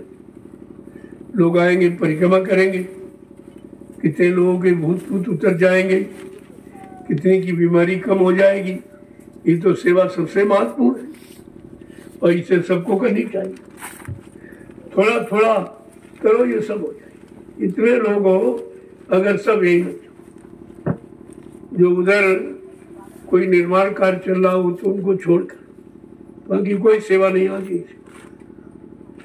सेवा करो और इनको भोजन वहां से ले आओ नाश्ता और यही करा दो, और नीम के नीचे वही करा दीजिए आप, क्योंकि आपकी बोरिंग लग गई, वहाँ पानी की सुविधा है। तुम चाहते जितनी जल्दी उसको साफ कर दो तो वहाँ पे लोग ठहरेंगे, पानी आने की व्यवस्था वहाँ पर ठहरेंगे। तो धीरे धीरे उधर से इधर जब बन जाएगा तो सब इधर हो जाएगा, उधर नहीं इधर सब, इधर एक छाया का प्रयोग हो जाएगा। छाया में बैठकर सब लोग सत्संग सुनेंगे। ये तो चीज बहुत बड़ी। और तमाम खर्चे, ये सीलिंग फिलिंग लगाते फिर भी छाया नहीं बनती। ये तो प्राकृतिक छाया जो आपने अपनी गाड़ी कमाई से खरीदी, या आपने खरीदी, ऐसे छाया थोड़ी मिली। ये आपकी मेहनत है, आपका परिश्रम है। मेरा तो कुछ है नहीं और मैंने कुछ किया नहीं। करने वाले आप लोगों, देने वाले आप लोगों, तो आपके लिए व्यवस्था बन गई। लेकिन इसका भाई सदुपयोग, अब थोड़ी तुम्हारा तो क्या बिगाड़ो, तो इसका सदुपयोग करो। कहीं पानी डालना है, कहीं निराई करना है, घास अलग करना है, तो ये समझकर कि हमारी सेवा इसमें लगी है, लिहाजा ये हमारी व्यवस्था हमारे लिए, तो हम अपना काम करेंगे। जब अपना समझ के करोगे तब तुमको इसका लाभ मिलेगा। ये किसी दूसरे का नहीं, तुम्हारा। ये दयाल बाग प्रेमियों का है। इसमें लिखा हम सबका दयाल, किसी एक का नहीं, हम सब। जितने यहाँ आए हैं, आएंगे, उन सब आइए, सबको यहाँ से दया मिलेगी। तो इसलिए इसको तो हमें अच्छा बनाना ही, और जगह मिल जाए थोड़ा वहाँ पर रोड पेड़ लगा दो, विस्तार कर दो। ये दयाल बाग का विस्तार हो, जहाँ जहाँ जमीन मिलती जाएगी सब आप पेड़ पौधे लगाते चले जाओ, ताकि इतना ही बड़ा सत्संग होगा, कितने लोग आ जाएंगे, सब छाया में बैठे। व्यवस्था यहाँ कोई खेती बाड़ी करने आप थोड़ी आए हो, लेकिन अपने खाने के लिए तो आपको बनाना है। किसी का ना खाओ, सबका खाना बंद हो जाए और अपनी कमाई का खाओ। देखो भजन में तरक्की कितनी होती। इसलिए जमीन बनाई जा रही कि अपना साधन, अपने भोजन का, सब्जी का, दालों का, ये व्यवस्था अपनी खुद बना लो, अपना करो, अपना खाओ, किसी का कोई कर्जे नहीं। तो व्यवस्था तो आपके लिए बनाई जाए। और इसलिए आपने भूमि सेवा के लिए कहा गया कि भाई भूमि ले लो, और वो भूमि तुम्हारे भी काम आए, और तुम्हारे बाद तुम्हारे बाल बच्चे आते जाते रहेंगे, या जो भी दुनिया के लोग आएंगे, और सब उसका लाभ उठाएंगे। ये बेची नहीं जाएगी, इसको कोई न खरीद सकता, न कोई बेच सकता। ऐसी व्यवस्था बनी, कोई बेच नहीं सकता। अब ये मत समझो इसका कहीं तुम्हारा नुकसान, क्योंकि ये सब व्यवस्था में है। केवल में तो देख रेख में कोई गड़बड़ी नहीं, और जो सेवा देते उसमें कोई गड़बड़ी नहीं। अगर कोई करेगा तो भोगेगा, उसका भोग बड़ा खराब है। इसलिए भूलकर भी किसी की सेवा का दुरुपयोग मत करो, अपने निजी खर्चे में मत लेना। जरूरत पड़े तो मांग लो, आपको जो आप सेवा कर रहे हो आपको दे दिया जाए। अगर आप अपनी तरफ से लगा रहे हो तो तुम्हारा परमार्थी भाग बढ़ जाएगा। अगर यहाँ से लोगे तो तुम्हारे खर्चे में आ जाएगा। खर्चा और परमार्थ अलग है। परमार्थ बनाना चाहते हो, अगर स्थिति तुम्हारी अच्छी तो आपको अपना लगाना चाहिए। जब सबका लेते हो, सबका लगाते हो, तो अपना क्यों नहीं लगाते? तो अपना ही लगाओगे तुम्हें मिलेगा, जिसका लगाओगे तो लाभ उसको मिलेगा। इसलिए अपना भी लगाने की कोशिश। और जो प्रेमी यही के सेवा 24 घंटे करते उनको अधिकार है कि यहाँ से वो ले सकते, उनको दे दिया जाएगा और काम करते रहेंगे। भाई तुम दूसरी जगह मजदूरी करोगे तो पैसा हमसे ले लो, अपना काम करो, अपने तौर तरीके से करोगे, ये आपकी सेवा हो जाएगी। मान लो 1 महीने आपने की तो 2-4 दिन आपने सेवा कर ली और बाकी आपने पैसा ले लिया तो बाल बच्चों के लिए हो गया, ये कोई गलत नहीं है। तो अच्छा, हमको अगर अपने ही लोग सब मिल जाए तो बहुत अच्छी बात, अपने लोग अपने हिसाब से करेंगे, वो दिन रात समय नहीं देखेंगे तो तब यानी काम करेंगे, और मजदूर तो फिर मजदूर ही होता। तो यहाँ मजदूरों से काम नहीं, अपनों से, अपने लोग अपना काम कर लो, ज्यादा अच्छा। मजदूरों से कराओगे तो फिर आपकी क्या सेवा रहेगी, इसलिए ऐसा काम यहाँ नहीं सोचा, सब अपने लोग। और तुमने उतनी सेवा की, क्या मजदूर कर सकते थे? जो मिट्टी टीले तुमने इतने बड़े बड़े, उसमें तो करोड़ों रुपए लग जाता, फिर भी नहीं। काम तो तुम्हारा दिखाई दे रहा, ऐसा नहीं, इसे कोई बुला नहीं सकता, जो आएगा वो देखेगा। ये बुलाने वाली चीज नहीं है, और ये प्रसारण की भी चीज नहीं कि कोई हमारा प्रसारण करे, हम इसके भी चक्कर। हम अपना काम स्वयं करने के लिए सक्षम है, हमको किसी की जरूरत नहीं। कोई मीडिया है, कोई पत्रकार है, कोई इधर उधर, हमको इनकी जरूरत है। ये अगर समझते हैं कि देश समाज के हित में काम हो रहा तो आप उसको निकाल सकते हो। आपकी नहीं समझ में आया तो मत निकालो, हमको समझाने की जरूरत भी आपको नहीं। मुझे जो कुछ कहना था सब मैंने 10 वर्षों में कह दिया, पूरे हिंदुस्तान में घूम घूम कर सबको बता दिया। अब बार बार दोहराने की क्या मतलब, अब तो कोई छुटपुट कार्यक्रम करूंगा, बाकी सब समय आश्रम पर। अब धीरे धीरे आश्रम का विस्तार करना है, क्योंकि सबको सुनाया बताया गया, अब सब जाग गए, वो लोग आएंगे यहाँ। जो आपने उनको जगाया है तो बनाने की जगह भी तो बैठने की बनाओ, बैठा लोगे कहाँ कि ऐसे जगह की छोड़ते लोग। करोड़ों लोग जा गए इस काफिले से साइकिल आता, और उधर आप 2 महीने रहे बिहार झारखंड, 65 दिन उधर, 39 दिन उधर। आपने ये जो काम किया इसमें करोड़ों का जागरण हुआ। अभी करोड़ों लोगों को बैठने की जगह आपके पास नहीं है, आपके पास जगह की कमी, इसलिए उबड़ खाबड़ जमीन जो किसी काम की नहीं, तो तुम्हारे काम की हो जाएगी, उसको काम के यानी अनुसार आप बना दोगे। आप तो बनाना जानते हो, आप उसको बना लोगे, अपने काम आएगी और प्रेमियों सबके काम आएगी, क्योंकि जागरण भारी बात है। और धीरे धीरे अब तो बिना जगाए लोग आए।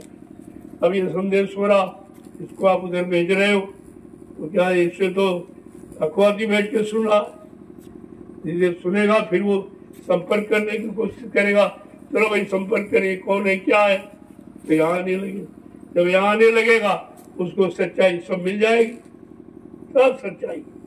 यहाँ तो बिल्कुल नजरअंदाज है, यहाँ कोई पर्दा भूत परम है ही नहीं कि किसी चीज का पर्दा रखा गया, सब आपको बता दिया और आपके अनुसार ये काम सब करा के दिखा दिया गया। अब किसी बात की यहाँ कोई काम चोरी करे, और मैं किसी पर पर्दा नहीं रखता हूँ, सब आपको बता देता। जो जवाब देते हो उसी से ये काम हो रहा, और जो दे रहे हो वो भी आपका लग रहा, क्योंकि काम तो बराबर चलता रहता, खर्च बराबर होता रहता, लेकिन ये खर्च आपका किसी गलत काम, अच्छे काम में है, आपके काम आ रहा, और आपके बाद और लोग आएंगे उनके काम आए। यही तो परमार्थी भाग है। तो आपने जो काम किया या कर रहे हो, धीरे धीरे धीरे धीरे करते रहोगे, आपका ये विस्तार होता रहेगा। एक दिन सारी दुनिया बिना बताए जान जाएगी, क्योंकि ये काम कोई कर ही नहीं रहा, किसी को इस तरफ तो ध्यान ही नहीं। वो सब अपनी बड़ी मस्ती में अपना अपना विस्तार करने में जुटे पड़े, और यहाँ जीवों का विस्तार उनके लिए किया जा रहा है, बहुत अंतर है। जय गुरुदेव, जोर से बोलो, सब मिल बोलो, बोलना होगा, अभी से बोलो, दुख दर्द हरेंगे, सब कष्ट मिटेंगे, सुख शांति भी देंगे, सबके दाता, सबके मालिक, प्रेम से बोले ये नाम नहीं इंसान का, प्रभु का, ये काम नहीं इंसान का, प्रभु का। ये सब लोग जान जाएंगे कि अब प्रभु ने अपना काम शुरू किया। प्रभु के काम को कौन रोक सकता? कितना लोगों ने प्रयास किया रोकने का, जगह जगह आपको सब अनुभव करा दिया गया। ये जो 11 जिलों का भ्रमण किया गया था उसमें कितनी आपत्तियां आई, कितनी अटकलें, लेकिन कुछ सब मैदान साफ। और आपका काम सत्य काम की एक पहचान कि जिसे कोई रोक नहीं सकता, क्योंकि सत्य कभी पराजित होता ही नहीं। वो अनुभव आपको मिल गया। अभी आप मिर्जापुर का सत्संग था तो लोगों को नहीं अच्छा लगा, तो ये जाने इनका काम, जाने भविष्य में क्या होगा। लेकिन मैंने अपना काम किया, मैंने तुरंत स्थान बदल दिया और दूसरी जगह हो गया। वहां भी जो इन लोगों ने प्रयास तो पूरा किया, लेकिन वो प्रयास जरा का सरा रह गया। मैंने सत्संग भी किया, प्रेमियों ने पूजा भी की, और 3 जो शादियों का मुहूर्त था वो भी, और सब प्रेमियों का दर्शन, एक एक का कोई बाकी नहीं रहा। तो हमारा तो काम हो गया। पर वही हम संदेश 5 दिन देते, हमने एक ही दिन में दे दिया, एक ही दिन में सब काम हो गया। तो काम करने का तरीका होता है। अगर काम में सच्चाई है, अपना कोई निजी स्वार्थ नहीं, तुझे कोई रोक ही नहीं सकता। कोई न कोई माहौल वातावरण ऐसा बन जाएगा कि आपका काम संपन्न। सोनभद्र का तो आप पूरा हो गया, ऐसा नहीं वहाँ कुछ, वहाँ सब हुआ। सत्संग भी हुआ और पूजा भी की और दर्शन भी हुआ और शादियां भी, और करना ही क्या था। अब ये जरूर है जो मैं 5 दिन सुना था वो एक ही दिन आपको सुना, एक ही दिन में सब इशारा कर दिया। और वैसे तो आप हर जगह सुनी चुके, कोई नया तो काम अभी है नहीं, न कभी होना भी नया। इसलिए पुरानी जानकारी तो तुम भूल गए, उसी को बार बार याद कराया जाता है। तो पुरानी जानकारी याद रखोगे तो तुम्हारे अंदर नए काम करने की शक्ति बनी रहेगी। ये तो काम हम कर चुके, तो आपको उससे डर नहीं लगेगा, काम आप दे लोगे। जय गुरुदेव। अब आप लोग चलो सेवा में। देखो धूप मत देखो, तपस्या है, तपस्या कर लो। अरे यही तपस्या तो तुम्हारे काम आएगी। इसी को लोग देखेंगे, ताजुब करेंगे कि ऐसी धूप में लोग कैसे परमात्मा की सेवा करते। इस समय आपको चूकना नहीं चाहिए, ये तपस्या का समय है। इतने भी कर्म घट जाएंगे, इतना ज्यादा पसीना निकलेगा, उतनी बीमारी खत्म हो जाएगी, तब लाभ ही लाभ। अभी आप डर जाओगे तो आगे कैसे काम। चले तूफान आंधी, उन्हीं से होड़ लेना है, जलाकर धर्म का दीपक, जगत को ज्योति देना। आपका तो एक काम है कि धूप सुख क्या कुछ नहीं। जब लग जाओगे, करने लगोगे तो दया में कुछ नहीं दिखाई देती। दूर रहो, सब लोग जुट जाओ, इसको साफ करो।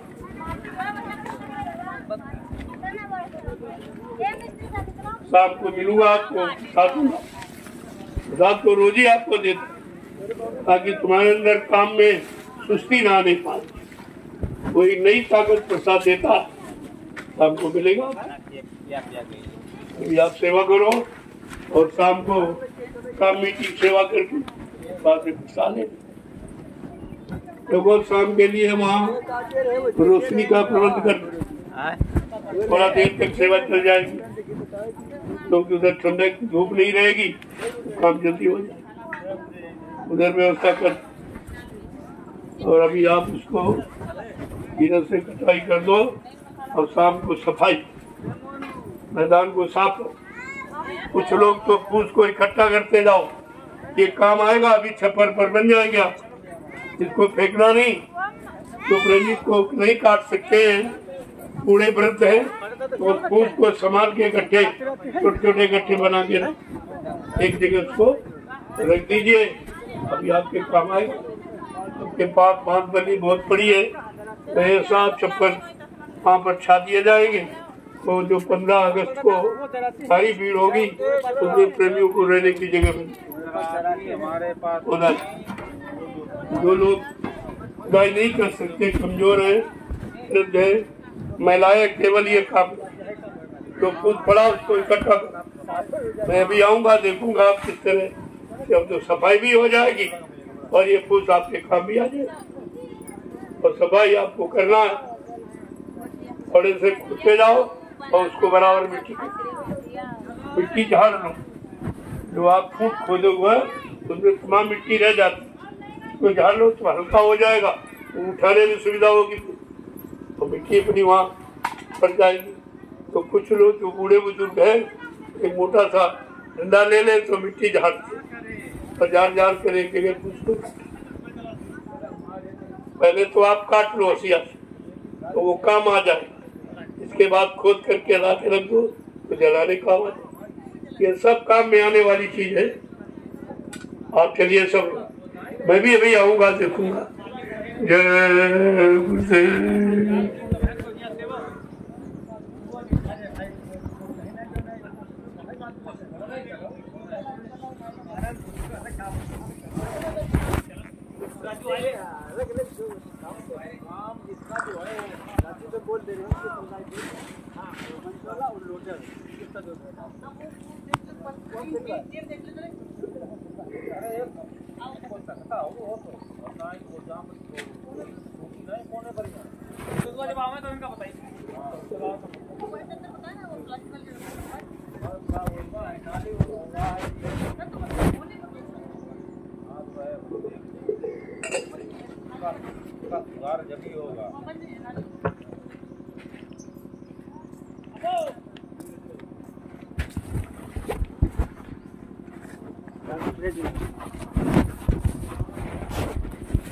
एक पराए अगुण